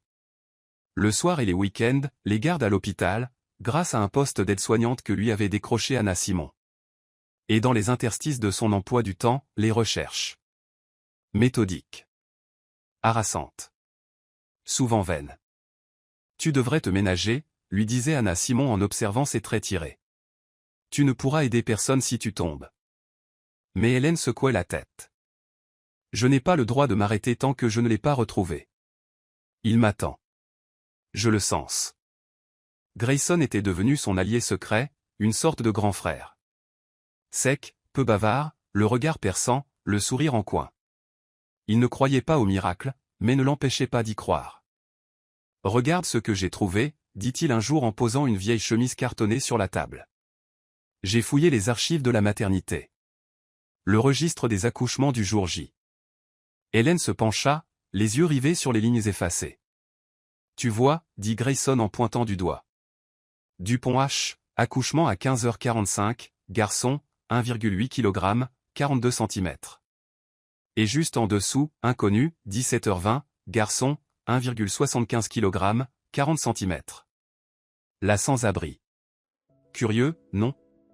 Des mesures presque identiques. Alors pourquoi m'a-t-on dit que mon fils était né à 17h20? Hélène feuilletait les pages avec fébrilité. Ils ont échangé les registres. Pas seulement les registres, murmura Grayson. Regarde la suite. Sur la page suivante, certificat de décès. Nouveau-né masculin, né de Dupont H, décédé le 20 avril 2006 à 23h15. Mort subite du nourrisson. Tu vois, montra Grayson. La page ne ressemble pas aux autres. Police d'écriture plus petite. Papier plus neuf. Ça a été ajouté après coup. Et là, il tourna encore quelques pages. L'acte de décès du bébé de la sans-abri. Daté du 21 avril 2006, 8h30. Le lendemain. Et le papier est visiblement plus ancien. Tu remarques? Le cœur d'Hélène battait si fort qu'elle en avait mal à la gorge. Alors j'avais raison? On m'a montré un autre bébé? Ça en a tout l'air, soupira Grayson. Mais ça ne suffit pas. Ce sont des indices, pas des preuves. Les documents peuvent être falsifiés. Il nous faut des témoins. Des gens qui étaient là. Qui savent. Hélène entama des recherches systématiques. Elle visita tous les foyers pour enfants de la région, éplucha des dossiers d'adoption, interrogea le personnel de la maternité. Partout, elle se heurta à des silences. Certains avaient peur, d'autres avaient oublié, et beaucoup préféraient ne pas se mêler de ça. Elle sentait pourtant que la vérité était proche, mais insaisissable, comme une ombre glissant entre les murs. En mai 2007, un homme fut admis aux urgences traumatologiques pendant la garde d'Hélène, fracture du tibia. Grand, les tempes argentées, des yeux couleur d'orage. Des yeux qu'elle n'avait vus que dans les vieux films perçants, lucides, comme s'ils lisaient à l'intérieur d'elle. Paul Lacroix, se présenta-t-il pendant qu'elle lui changeait le pansement. Et vous êtes Hélène, à ce que dit votre badge. Vous êtes toujours aussi concentrée quand vous travaillez. J'essaie, répondit-elle, un peu troublée par son regard. Ça se voit, sourit-il faiblement. Vous avez le geste sûr. Vous êtes faite pour ça. Hélène le regarda avec surprise. Vous êtes médecin? Chirurgien orthopédiste. Je dirige le service à l'hôpital central. Ils commencèrent à discuter. Paul était un spécialiste reconnu, auteur de plusieurs publications et méthodes nouvelles pour traiter les fractures complexes. Il avait chuté en escalade dans les Alpes, la corde n'avait pas tenu. Il avait eu de la chance, juste une fracture sévère de la jambe. J'ai souvent de la chance, en fait, dit-il avec un sourire amer. Il y a 5 ans, un incendie a emporté ma femme et ma fille. J'aurais dû être avec elle, dans ce chalet. Mais j'étais bloqué à l'hôpital pour une opération urgente. Moi, j'ai survécu. Pas elle. Hélène resta figée, touchée par la manière calme dont il parlait de son drame. Je suis désolé. Je ne voulais pas. Ce n'est rien, dit-il en faisant un geste vague. J'ai appris à vivre avec. Les 2 premières années, c'était insupportable. J'ai pensé arrêter la médecine. Et puis j'ai compris, le meilleur moyen de leur rendre hommage, c'était de continuer. De rester en vie. Et d'aider les autres. Ces mots résonnèrent en elle. Continuer. Aider. N'était-ce pas ce que lui avait appris Anna Simon? Les jours suivants, elle passait souvent dans sa chambre pour une perfusion, un pansement, ou juste demander comment il allait. Un lien étrange se tissa entre eux, comme entre 2 naufragés. Les conversations coulaient naturellement, passant de la médecine à la philosophie, des histoires personnelles aux projets d'avenir. Vous êtes une femme rare, Hélène, dit-il un jour. À votre âge, beaucoup ne pensent qu'aux soirées et aux vêtements. Vous parlez de centre de rééducation pour enfants. C'est mon rêve, répondit-elle. Ouvrir une clinique où l'on soigne tous les enfants, peu importe le portefeuille des parents. C'est noble et difficile. Je sais. Mais un jour, j'y arriverai. La veille de sa sortie, Paul lui demanda de rester après sa garde. J'aimerais vous inviter à dîner. Pour vous remercier. Elle rougit. Ce n'est pas nécessaire. J'ai juste fait mon travail. Non, vraiment, insista-t-il. Vous avez fait bien plus. Vous m'avez redonné goût à la vie. C'est ainsi que leur relation commença. Doucement, prudemment. Avec beaucoup de respect. Paul devint son ami, son mentor. Il parlait médecine, littérature, musique. Il l'emmenait au théâtre, aux expositions, lui présentait des collègues, l'aidait dans ses études. 15 ans les séparaient, mais jamais cela ne fut un obstacle. Hélène ne réalisa pas tout de suite que Paul éprouvait plus que de l'amitié. Et elle mit encore plus de temps à comprendre ses propres sentiments. La douleur de la trahison était encore trop vive. La perte de son enfant, trop profonde. Il faut que je vous dise quelque chose, lui confia Paul un soir, alors qu'il se promenait sur les quais de la Saône. Je ne veux rien précipiter, mais je pense que vous devez savoir. Je vous aime, Hélène. Et si vous avez besoin de temps, j'attendrai autant qu'il le faudra. Elle s'arrêta, fixant l'eau sombre du fleuve. Vous ne savez pas tout de moi. Alors dites-le-moi. Et elle raconta. Tout. La rencontre avec Arthur, leur amour, la trahison. Le bébé qu'on lui avait arraché. Sa quête sans relâche. Paul l'écouta en silence. Quand elle eut terminé, il resta immobile un long moment, puis murmura. Je vais vous aider à retrouver votre fils. Pourquoi? Demanda Hélène en secouant la tête. Ce sont mes blessures, mes batailles. Parce que je sais ce que c'est que perdre ce qu'on a de plus cher, répondit-il simplement. Et si j'ai la moindre chance de vous aider à retrouver ce qui est à vous, je le ferai. Ces mots brisèrent en elle une dernière barrière. Un mur invisible qu'elle avait bâti autour de son cœur. Pour la première fois depuis longtemps, elle se mit à pleurer. Pas de douleur. Mais de gratitude. Et d'espoir. Paul tint parole. Il avait des contacts, des ressources qu'Hélène n'avait pas. Il engagea un autre détective privé et expérimenté, très cher, réputé pour retrouver une aiguille dans une botte de foin. L'homme travailla en tandem avec Grayson, et ensemble, ils commencèrent à démêler les chevaux menant à Véronique Dubois. Elle a versé une grosse somme au directeur de la maternité, expliquait Grayson, assis dans l'appartement d'Hélène. En échange, il a arrangé les choses avec le médecin de garde et quelques infirmières. Les dossiers ont été falsifiés, les bébés échangés. Ton fils a été emmené hors de l'hôpital avant même ton réveil post-opératoire. Mais, où, murmura Hélène, serrant nerveusement sa tasse de thé froid. Où est-il maintenant? On cherche encore, répondit Sam Mitchell, le deuxième détective, homme taciturne au visage creusé comme une écorce. Nous avons une piste, un foyer pour enfants à Langres, les Petits Anges. Le bébé y a été inscrit comme abandonné, sans aucun document.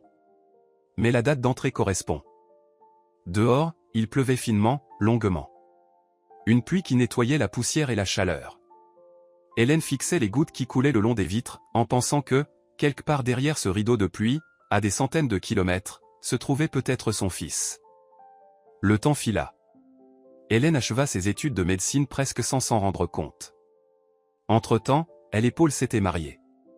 Une cérémonie simple, intime, entourée seulement de leurs proches. Pas de luxe, pas d'invités influents, juste les parents d'Hélène, Anna Simon, Grayson et sa femme, quelques collègues. « Tu es heureuse ?» demanda sa mère en l'aidant à ajuster sa robe de mariée en soie, simple et élégante.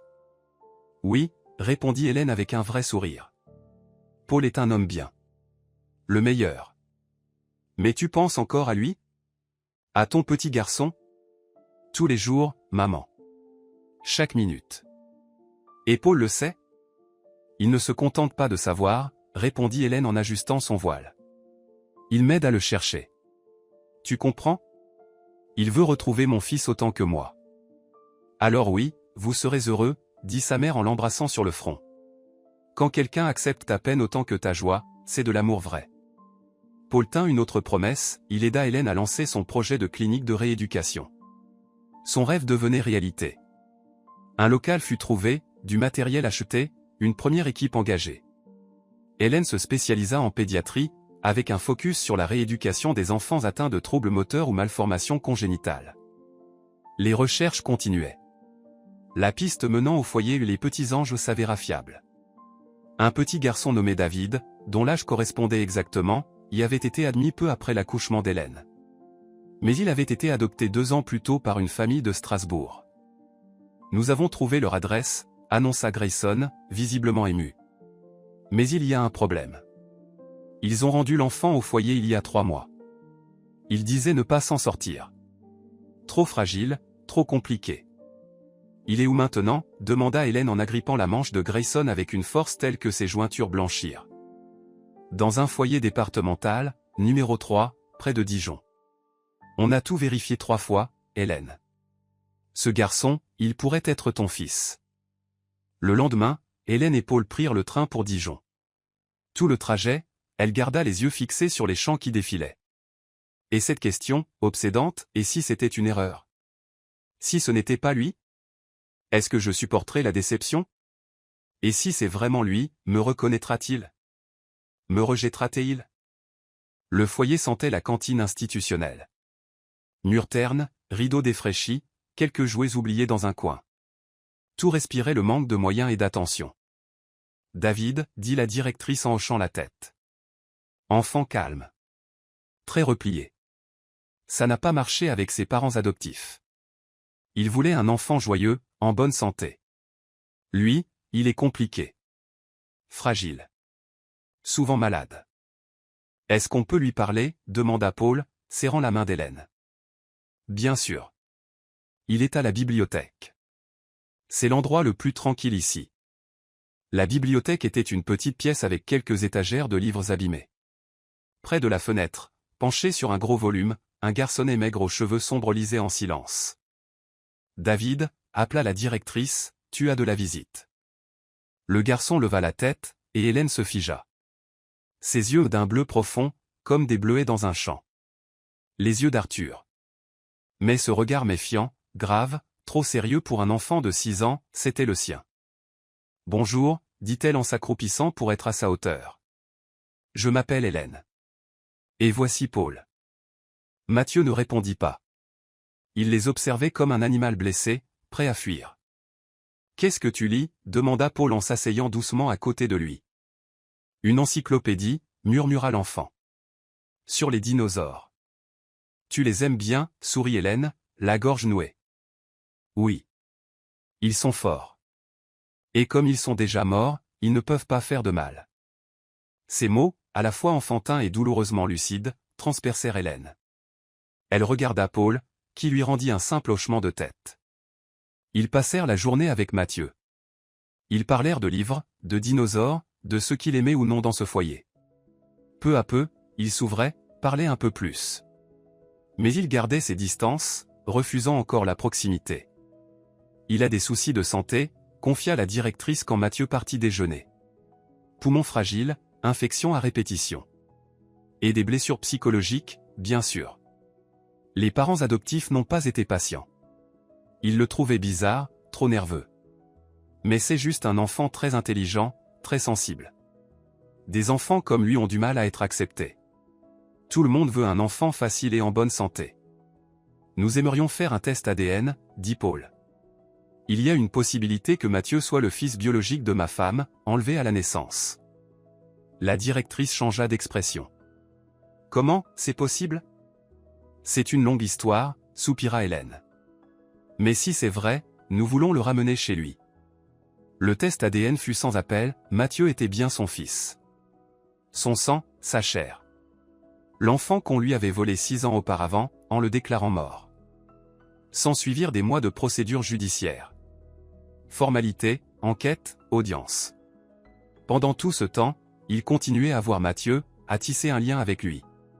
Mais le petit garçon restait sur la défensive. Trop de promesses brisées. Trop d'adultes qu'il avait abandonnés. Pourtant, il y avait quelque chose en Hélène qu'il reconnaissait. Une mémoire enfouie dans le sang. « Pourquoi tu viens toujours ?» demanda-t-il un jour, alors qu'il marchait dans la cour du foyer. Les autres venaient 2 fois, puis disparaissaient. « Parce que je suis ta maman, Mathieu, » répondit simplement Hélène. « Ta vraie maman. Et je te cherche depuis le jour où tu es né. » Elle lui raconta son histoire. Allégée, sans détails trop durs, mais vrai. Comment on lui avait arraché son bébé. Comment elle ne l'avait jamais oublié. Comment elle l'avait cherché, encore et encore. Et lui, demanda Mathieu en désignant Paul, assis sur un banc à quelques mètres. C'est mon papa. Non, mon cœur. Ton papa de naissance ne savait même pas que tu existais. Mais Paul t'aime comme un père. Il m'a aidé à te retrouver. Et si tu veux, il deviendra ton vrai papa. Pour toujours. Mathieu resta longtemps silencieux, les yeux baissés, grattant le sol du bout du pied. Vous allez vraiment me prendre ? Vous ne me rendrez pas si je tombe malade ? Si je pleure la nuit ? Hélène s'agenouilla devant lui, posa les mains sur ses épaules. Jamais. Tu entends ? Quoi qu'il arrive, on ne t'abandonnera jamais. Je te le promets. Le jour où la décision du tribunal entra en vigueur, ils vinrent chercher Mathieu. Il attendait sur le perron du foyer avec un petit sac à dos contenant toutes ses affaires. Mince, pâle, avec une mèche de cheveux tombant sur le front comme Arthur, à son âge. Alors, dit la directrice, essuyant une larme discrète, bon voyage, Mathieu. N'oublie pas de nous écrire. Le garçon hocha la tête, très sérieux. Je vous enverrai une carte pour Noël. Et une lettre aussi. Hélène lui prit la main, cette petite paume fraîche et timide, et ils marchèrent ensemble jusqu'à la voiture où Paul les attendait. Mathieu grimpa à l'arrière, boucla sa ceinture. Tout le trajet jusqu'à la gare, il resta silencieux, les yeux rivés au paysage qui défilait derrière la vitre. 5 ans passèrent une vie entière, tissée de patience et d'un espoir têtu. La clinique, Renaissance, s'était établie dans une paisible banlieue de Lyon. 2 bâtiments en briques claires, entourés d'un jeune jardin, une aire de jeu colorée avec des balançoires adaptés, des rampes à la place des escaliers, pour que chacun puisse entrer sans obstacle. Le vent d'automne emportait les feuilles dorées sur les allées, et Hélène, debout à la fenêtre de son bureau, observait les enfants accompagnés de leur thérapeute faire leur promenade quotidienne. Parmi eux Mathieu. Plus si maigre, moins fragile. Un visage sérieux, une mèche rebelle. Il poussait le fauteuil roulant d'une petite fille, lui racontait quelque chose, et elle riait, la tête renversée. Docteur Dupont, vous avez une consultation dans 15 minutes, rappela Svetlana, une jeune infirmière fraîchement diplômée. Merci, Sveta, répondit Hélène en s'éloignant de la vitre. Les dossiers sont prêts. Son bureau n'était pas un endroit froid et clinique. C'était un espace vivant, plein d'objets ayant une histoire. Des dessins d'enfants couvraient les murs, Tati Hélène Docteur, la clinique magique, ma nouvelle jambe. Une vieille lampe à abat-jour fleurie, héritée de sa grand-mère. Des photos, Mathieu à la pêche, un portrait de famille elle, Paul, et leur fils, pour leur premier Noël ensemble. Et des manuels médicaux, entassés avec des revues scientifiques, des dossiers patients, son ordinateur où elle écrivait de nouveaux protocoles de rééducation. 5 ans plus tôt, avec Paul, ils avaient réalisé l'impossible. Une clinique qui soigne le corps, mais aussi l'âme. Un lieu ouvert à tous, riches ou démunis. La moitié des places étaient réservées gratuitement à ceux qui n'avaient pas les moyens. Anna Simon, désormais aux cheveux argentés mais toujours droite et vive, dirigeait le service des nourrissons souffrant de troubles du développement. Dans ses mains, on aurait juré que vivait une sagesse ancienne. Elle comprenait les enfants comme personne. Avant tout, ne pas nuire, répétait-elle aux jeunes infirmières. Souvenez-vous, un enfant n'est pas juste un petit corps à remplir de médicaments. C'est une personne, au début de son chemin. Et ce chemin dépend de nous. Hélène avait instauré à la clinique des protocoles mêlant méthodes de pointe et traditions humanistes. Rigueur, précision, attention. Et bienveillance. Pas seulement les mains, le cœur aussi, disait-elle lors des réunions. Sans compassion, il n'y a pas de guérison. Cette phrase figurait sur la plaque commémorative à l'entrée de la clinique, gravée sous le nom de Françoise Dupont, sa mère, disparue juste avant la fin des travaux du premier bâtiment. Son cœur avait lâché. Mais elle était là, partout. Hélène avait appris à vivre avec ses pertes. Comme on apprend à vivre avec une douleur chronique, elle ne disparaît pas, mais devient une part de soi. Parfois, surtout à l'automne, quand le vent était froid et que les soirées tombaient tôt, elle ouvrait une vieille boîte remplie de lettres et de photos. Le passé ne la quittait jamais vraiment. Arthur n'avait jamais donné de nouvelles. Pas d'appel, pas de lettres, aucune tentative de les retrouver. Mais le monde est petit, et les rumeurs circulent. Il n'avait jamais monté sa propre entreprise. Il était resté directeur financier du groupe de sa mère. Il paraissait qu'il buvait. D'abord en cachette, dans les clubs chics, puis de manière plus visible. Un jour, sa photo parut dans les journaux à scandale, l'héritier de la célèbre femme d'affaires provoque une scène d'ivresse dans un restaurant. Hélène n'en tira aucune satisfaction. Juste une tristesse douce pour l'homme qu'il avait été. Celui qui lui avait donné Mathieu. Elle l'avait pardonné depuis longtemps. Pas pour elle. Pour leur fils. Ce jour-là n'avait rien de particulier. Jusqu'à ce qu'une visiteuse réveille en elle des souvenirs qu'elle croyait enfouis. Madame Dubois, dit Hélène en se levant, sentant ses doigts s'engourdir. Qu'est-ce qui vous amène dans notre clinique? Mon petit-fils, répondit Véronique d'un geste vague. Il a besoin d'aide. Les médecins disent que vos spécialistes sont les meilleurs. Hélène resta silencieuse, luttant contre le flot d'émotions qui la submergeait. Voilà la femme qui avait brisé sa vie, volé son enfant, détruit tant de choses. Elle se tenait là, devant elle, et demandait de l'aide. Parlez-moi de l'enfant, dit-elle enfin, en désignant un fauteuil. Paul a 9 ans. Il souffre d'une luxation congénitale de la hanche, non diagnostiquée à temps. Aujourd'hui, les complications ont commencé, il a mal. Il marche à peine. Vous êtes sa tutrice légale? Pas officiellement. Ses parents et mon fils cadet et sa femme vivent en Europe. Ils m'ont confié Paul quand il avait 3 ans. Pour un temps, disait-il. Mais ce temps s'est éternisé, répondit Véronique, et dans sa voix vibrait une amertume si sincère qu'Hélène leva les yeux malgré elle. Leurs regards se croisèrent. Quelque chose remua en elle. Ce n'était pas du pardon. Mais une forme de compréhension, cette femme souffrait elle aussi.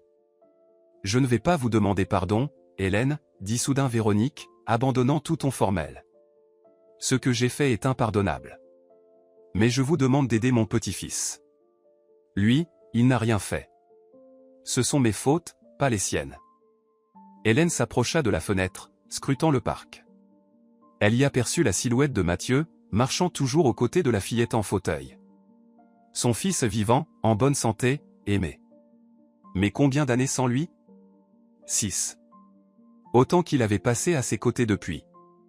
Je vais étudier le dossier, dit-elle sans se retourner. Je consulterai mes collègues. Vous serez informé de la décision. Merci, répondit simplement Véronique. Et dans ce mot, il y avait plus de sincérité que jamais auparavant. Tu n'es pas obligé de faire ça, dit Paul ce soir-là, assis dans leur bureau à domicile, parcourant le dossier médical de Paul. C'est un cas compliqué. Je peux recommander d'autres cliniques. Je sais, murmura Hélène en se massant les tempes. Mais je pense à l'enfant. Il a 9 ans, il souffre. Et à voir les radios, ça s'aggrave. Si on n'intervient pas maintenant, il risque de rester handicapé. La décision t'appartient, dit Paul en refermant le dossier. Je te soutiendrai quoi que tu décides. Mais en tant que médecin, je te le dis, on peut l'aider. Ce sera difficile, mais possible. Hélène se leva, vint s'adosser à lui, posa sa tête contre son épaule. Je ne sais pas ce que je ferais sans toi. Tu es mon roc. On est le roc l'un de l'autre, murmura-t-il en l'embrassant sur le sommet du crâne. Mais, qu'en pensera Mathieu? Je lui demanderai demain. Il a le droit de savoir. Mathieu était devenu un garçon réfléchi, incroyablement mature pour son âge. Passionné par la science, surtout la médecine. À l'école, on le trouvait étrange, mais à la clinique, il s'épanouissait, aidant le personnel, parlant avec les enfants malades. Surtout les plus fragiles. Il connaissait la vérité sur sa naissance. Hélène et Paul la lui avaient raconté dès qu'il avait commencé à poser des questions. Sans haine, sans trop de détails. Juste les faits. Mathieu avait écouté en silence, puis avait demandé. Tu m'as cherché longtemps? Chaque jour, depuis ta naissance, avait répondu Hélène. Et je t'ai trouvé. Il lui avait pris la main. C'est tout ce qui compte. Ce soir-là, il était assis sur le canapé, une jambe repliée sous lui, fronçant les sourcils comme Arthur autrefois. Alors, c'est mon cousin, demanda-t-il. Oui. Le fils du frère de ton père biologique. Et il a très mal? Oui, mon cœur. Il a besoin d'une opération difficile. Mathieu resta pensif, jouant avec le cordon de son sweat, un geste qu'il faisait quand il était nerveux. Maman, tu m'as toujours dit qu'on ne devait pas punir les enfants pour les erreurs des adultes, dit-il enfin. S'il est mon frère, et qu'il souffre, alors, on doit l'aider, non? Hélène serra son fils dans ses bras, la gorge nouée. Il était devenu si attentif aux autres, si sensible. Toutes ses peurs que son enfance volait le laisse briser, incapable de faire confiance s'évanouissaient devant cette sagesse simple, mais profonde. Tu as raison, mon cœur. On va l'aider. 3 jours plus tard, Véronique revint avec son petit-fils. Paul était un garçon pâle, aux grands yeux noisettes et au menton volontaire. Il marchait prudemment, évitant de trop solliciter sa hanche douloureuse, mais ne se plaignait pas. « Bonjour, docteur », dit-il en tendant la main à Hélène avec un sérieux étonnant pour son âge. « Mamie dit que vous pouvez me réparer pour que je cours à nouveau. »« On va essayer », répondit Hélène en souriant. « Mais d'abord, on doit faire des examens. Viens, découvre notre clinique. Une infirmière va t'accompagner et te montrer ta chambre. » Quand Paul quitta la pièce, Véronique sortit son carnet de chèques de son sac à main. « Je suis prête à payer le double. Je sais que c'est un cas difficile, et que vous prenez un risque pour votre réputation. Nous facturons le prix du traitement, répliqua Hélène sans détour. Ni plus, ni moins. Ici, tous les patients sont égaux. Véronique rangea le carnet, pour une fois déstabilisée. Merci d'avoir accepté de le prendre. Je ne le fais pas pour vous. Je sais. Et c'est comme ça que ça doit être. L'opération eut lieu une semaine plus tard, après tous les examens nécessaires. 8 heures au bloc.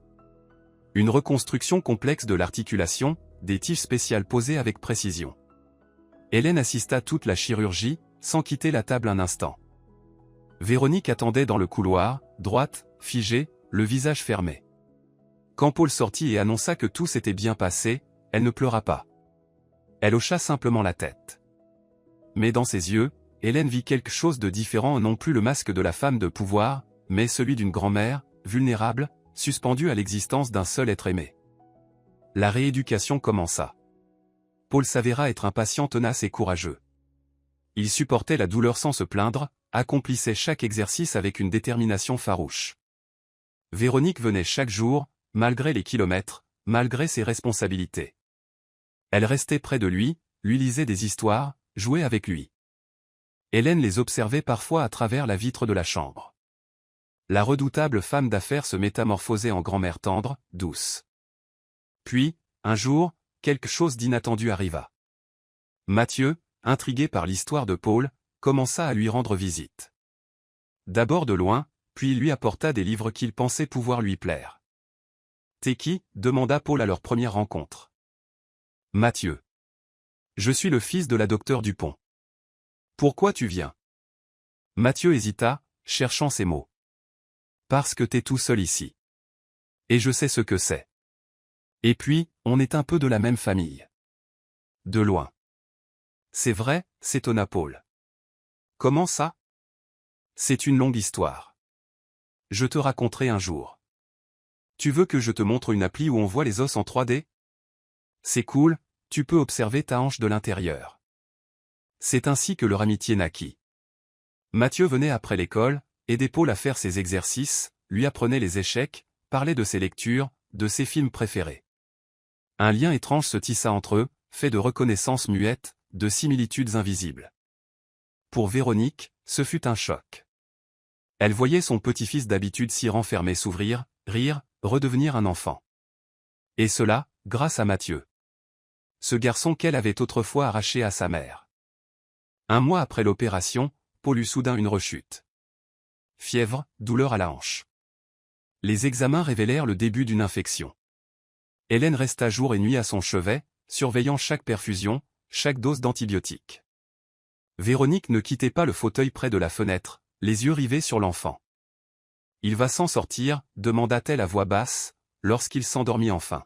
« Oui » répondit fermement Hélène. « On ne laissera pas les choses s'aggraver. » Véronique s'affaissa dans le fauteuil, soudain petite et fragile. « Toute ma vie, j'ai voulu contrôler mes fils. J'ai poussé l'aîné vers l'alcool, et le cadet a coupé les ponts. Il est parti vivre à l'étranger, pour être loin de moi. Aujourd'hui, j'ai peur de perdre la seule chose qui me reste, mon petit-fils. » Pour la première fois, Hélène ne vit plus une ennemie en face d'elle, mais une femme brisée par la vie, terrorisée à l'idée de finir seule. « Paul va s'en sortir » dit-elle d'un ton plus doux. « On fera tout pour ça. » Elles restèrent là toute la nuit, côte à côte. Deux femmes liées par une histoire douloureuse, séparées par un passé dévasté, mais réunies par un enfant qui n'avait rien demandé à personne. Au matin, la fièvre était tombée, la douleur s'atténuait. Paul esquissa un sourire en voyant sa grand-mère et Hélène assises près de son lit. « Bonjour. Je me sens mieux. »« Tu as été très courageux » répondit Hélène en vérifiant la perfusion. « Un vrai battant. »« Comme Mathieu, non » demanda le garçon. « Il m'a dit qu'il avait été malade aussi quand il était petit. Et qu'il s'en était sorti. » Hélène se figea. « Oui, comme Mathieu. » Quand elle sortit de la chambre, Véronique la rejoignit dans le couloir. « Hélène, attendez. » Elles s'arrêtèrent devant une grande fenêtre donnant sur le parc. Le vent d'automne jouait avec les feuilles mortes, et le soleil perçait à travers les nuages, faisant briller les bouleaux d'or. « Je sais que vous ne me pardonnerez jamais » murmura Véronique. « Et je ne vous le demande pas. Mais je voudrais que vous sachiez que je regrette. Pas tout, je ne vais pas jouer l'hypocrite. Mais ce que j'ai fait à Mathieu, lui avoir volé sa mère toutes ces années, ça, je le regrette plus que tout. » Elle se tut, le temps de rassembler ses pensées. « Je pensais bien faire pour Arthur. Je voulais l'épargner, éviter qu'il retourne vers vous. Je ne pensais pas à l'enfant. Et ça, c'est impardonnable. » Hélène observait cette femme autrefois si puissante, désormais écrasée par ses propres erreurs, et elle sentit quelque chose changer en elle. Pas le pardon, trop de souffrance s'était accumulée, mais peut-être une forme d'acceptation. La vie n'était ni noire ni blanche. Même les monstres peuvent avoir mal. « Mon fils est heureux » dit-elle finalement. « Il a une famille aimante, il devient une belle personne. Et je suis reconnaissante pour ça, chaque jour. Le reste, laissons-le au passé. » Elles restèrent silencieuses, regardant Mathieu marcher dans l'allée du parc, racontant quelque chose avec enthousiasme à Paul, qui avançait à ses côtés avec ses béquilles. Deux enfants unis par le sang, séparés par une histoire qu'ils ne comprenaient pas encore entièrement. Une vie entière les attendait. Faite de joie, de peine, de haut et de bas.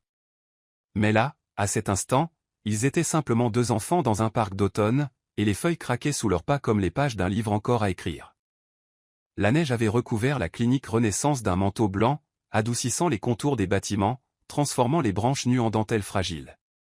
L'hiver était arrivé soudainement, comme souvent dans la région Rhône-Alpes. Hier encore, il pleuvait, aujourd'hui, le monde semblait plus calme, plus clair, plus propre. Hélène se tenait à la fenêtre de la chambre où Paul terminait ses exercices avant la sortie. Il avait repris des couleurs, ses joues s'étaient rosies, et dans ses yeux brillait une étincelle absente à son arrivée. Il ne boitait presque plus. Restait juste une petite hésitation dans ses gestes, que, selon Paul, le temps finirait d'effacer. « Regardez, docteur Hélène, » dit Paul en levant la jambe presque à l'horizontale. « Je suis comme un danseur étoile. » Un danseur étoile ? Hélène sourit face à son air concentré. « Oui, ceux qui dansent dans les ballets. » Mathieu dit qu'ils peuvent mettre la jambe derrière la tête. Entendre le prénom de son fils sur les lèvres de Paul, aussi naturellement que dans une vraie fratrie, remuait encore Hélène. Deux branches d'une même famille, arrachées l'une à l'autre par la cruauté et la trahison, mais reconnectées par l'amitié de deux garçons. Comme si la vie elle-même recousait les déchirures du passé. On frappa doucement à la porte. Véronique entra, portant des sacs avec les affaires de Paul. « Tout est prêt pour la sortie ?» demanda-t-elle. Dans sa voix, d'ordinaire si assurée, perçait une hésitation. « Paul, mon cœur, tu as bien pris tous tes jouets ?» Pendant les mois passés à la clinique, Véronique avait changé. Pas extérieurement, elle restait droite, impeccablement habillée, refusant que ses cheveux blancs perturbent sa coiffure parfaite. Mais quelque chose s'était fissuré à l'intérieur. Derrière l'armure de son arrogance apparut une humanité, une fragilité, une capacité à ressentir. Quand Paul sortit dire au revoir aux infirmières, Véronique s'approcha d'Hélène. « Je souhaite faire un don à la clinique, » dit-elle sans détour. Pas pour payer les soins de Paul, mais pour aider d'autres enfants. Ceux qui n'en ont pas les moyens. Hélène regarda cette femme qui avait autrefois ruiné sa vie. Dans les yeux de Véronique, plus de calcul, seulement de la fatigue. Et peut-être un semblant de repentir. « J'accepterai votre don à une condition, » répondit Hélène après une pause. Cet argent servira à créer une aile spéciale pour les enfants défavorisés, qui ont besoin du même traitement que Paul. Nous l'appellerons. Elle hésita, cherchant le mot, l'aile de l'espoir. D'accord, dit simplement Véronique, tendant la main pour sceller l'accord, un geste qu'Hélène n'aurait jamais imaginé recevoir d'elle. Leurs mains se touchèrent brièvement. La main froide, sèche d'une femme âgée et celle chaude d'Hélène. Ce n'était pas la paix, ni le pardon. Mais une trêve. Pour les enfants, qu'elle voulait toutes deux protéger. Docteur Dupont, dit Svetlana, l'infirmière de garde, entrant précipitamment dans le bureau d'Hélène. Il y a un visiteur pour vous. La sécurité ne veut pas le laisser entrer, mais il insiste. Il dit vouloir voir son neveu, Paul Dubois. Qui est-ce ? Hélène leva les yeux de ses dossiers. Il s'est présenté comme Arthur Dubois, mais... Svetlana hésita. Il est ivre, mal habillé. La sécurité refuse de le laisser passer, c'est contre le règlement. Quelque chose se déchira en elle. Arthur ? Ici ? Pour la première fois depuis toutes ces années. Elle croyait être prête. Que la douleur s'était transformée depuis longtemps en indifférence paisible. Mais son cœur battait plus vite, ses paumes devenaient moites, comme une étudiante avant un examen difficile. « Je vais le voir », dit-elle en se levant. « Faites-le attendre dans le parc, au kiosque. Et prévenez Véronique de ne pas faire sortir Paul par l'entrée principale. » Dehors, l'air était glacé et silencieux. La neige crissait sous les pas, et chaque souffle se transformait en buée. Hélène avançait sur l'allée bordée de jeunes thuyas, chaque pas résonnant en elle comme un coup sourd. Arthur l'attendait dans le kiosque, voûté, la peau rouge et les yeux éteints. Vêtu d'un manteau coûteux mais froissé, son écharpe mal nouée, ses chaussures sales. Il sentait l'alcool et le parfum de luxe, un mélange nauséabond. « Hélène, » dit-il en se levant maladroitement, « tu es toujours aussi belle. » Elle resta immobile, observant l'homme qui, autrefois, était tout pour elle. Il avait tant changé. Les joues affaissées, les cernes profonds, les tempes grises, le front marqué de rides. Il n'avait que 38 ans, comme elle, mais en paraissait 50. « Pourquoi es-tu venu, Arthur » demanda-t-elle, ignorant son compliment. « Je voulais voir mon neveu » répondit-il avec un sourire hésitant, montrant des dents jaunies par le tabac. « Maman m'a dit qu'il était soigné ici. Et je voulais te voir aussi. Ça fait si longtemps. » 13 ans, confirma Hélène. Paul sort demain. Il va beaucoup mieux. C'est bien. Murmura Arthur. Bravo. Tu es devenu une vraie médecin. Tu as fondé cette clinique. Et moi? Il regardait dans le vide. Il avait l'air tellement perdu qu'Hélène ressentit un pincement de compassion. Ma vie est partie en vrille après notre rupture, dit-il soudain, d'un ton étonnamment lucide. J'ai compris trop tard que j'avais perdu ce que j'avais de plus précieux, toi, et notre enfant. Tu as fait ton choix, Arthur, répondit-elle, tentant de garder la voix calme. Et moi, le mien. C'est dommage qu'ils aient pris des chemins opposés. Il hocha la tête, acceptant ces mots. Maman m'a dit que tu avais retrouvé notre fils. Comment s'appelle-t-il? Mathieu. C'est joli, Mathieu, dit Arthur avec un sourire triste. Comment est-il? Parle-moi de lui, s'il te plaît. Hélène parla. Pas de tout, mais elle lui décrivit un garçon intelligent, sensible et gentil, passionné de livres et de sciences, qui aidait les petits patients, et qui s'était lié d'amitié avec Paul sans savoir d'abord qu'ils étaient de la même famille. Il te ressemble, dit-elle. Physiquement. Surtout les yeux. Mais pour le caractère, il tient de moi. T'es-tu? Est-ce que je peux le voir, demanda Arthur avec une supplique dans la voix. Juste de loin. Je ne m'approcherai pas, je te le promets. Hélène secoua la tête. Pas maintenant. Il commence à peine à se reconstruire. Te voir pourrait tout détruire. Arthur esquissa un sourire amer. Je gâche tout ce que je touche. Ça a toujours été comme ça. Il se tut un instant, puis ajouta, tu as raison. Je n'ai pas le droit d'interférer dans sa vie. Pas après tout ce que j'ai fait.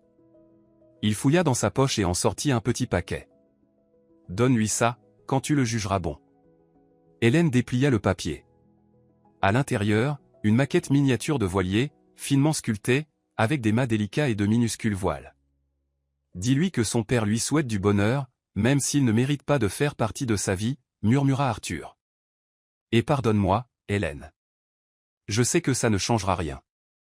Mais j'avais besoin de le dire. Il se retourna et s'éloigna, voûté, vieilli, seul un homme qui s'était perdu lui-même. Le soir, après que Mathieu se fut endormi, Hélène raconta tout à Paul. Ils étaient assis dans le salon de leur maison, une grande pièce au haut plafond et à la vieille cheminée que Paul avait restaurée de ses mains. Le feu crépitait, projetant des lueurs chaudes sur leurs visages, dans une atmosphère de calme et de protection.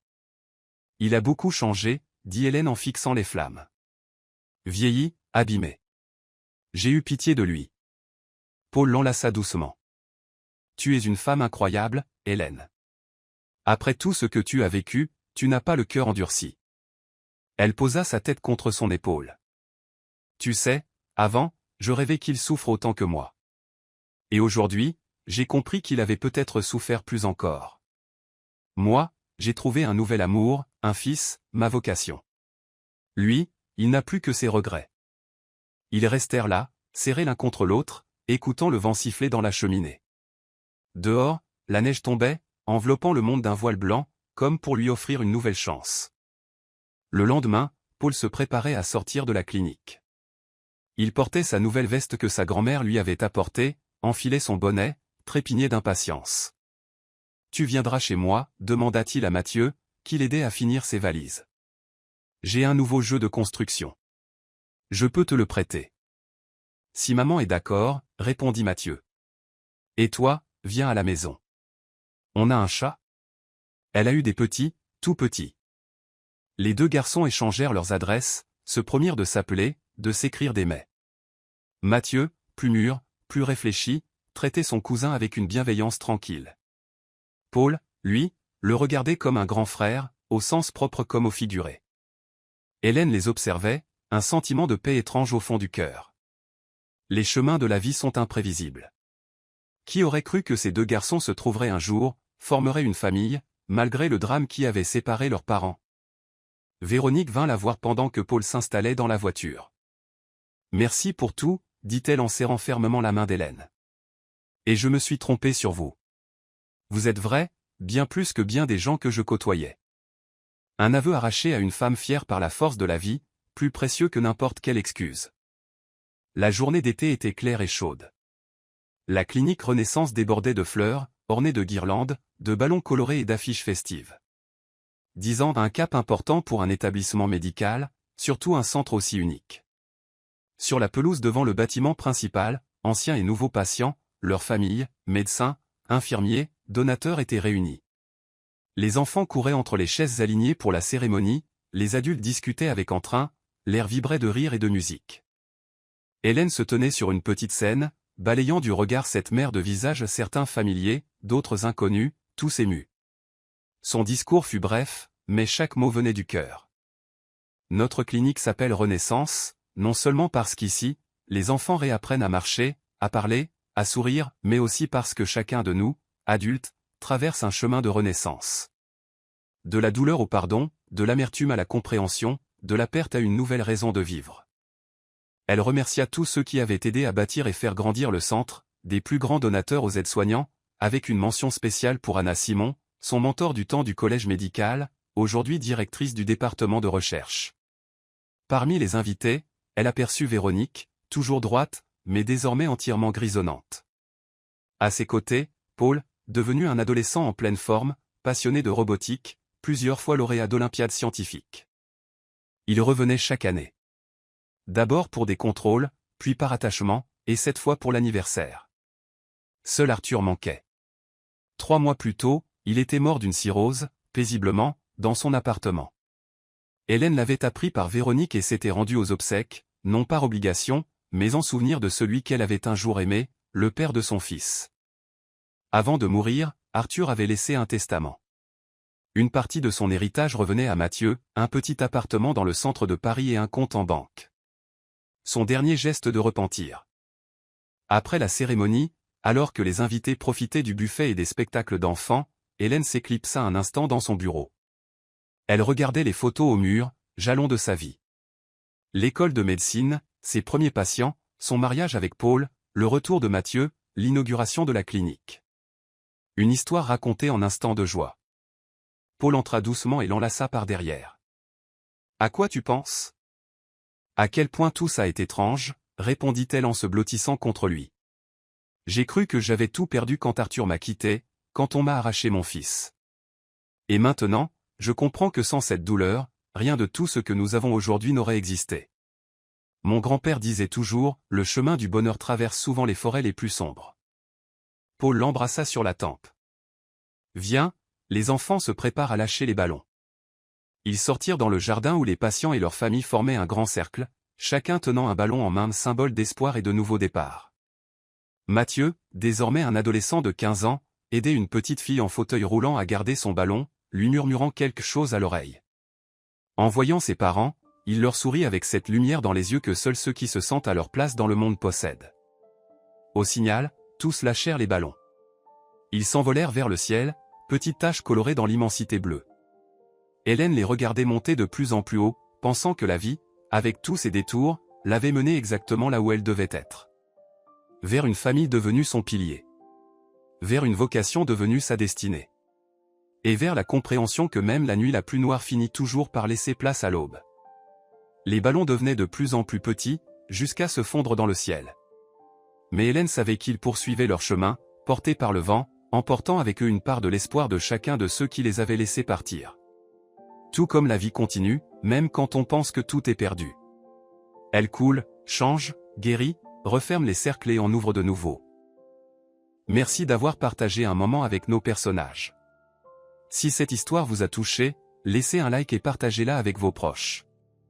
Et n'oubliez pas de vous abonner à notre chaîne pour ne rien manquer des prochaines histoires sur la force de l'âme humaine, l'amour et le pardon.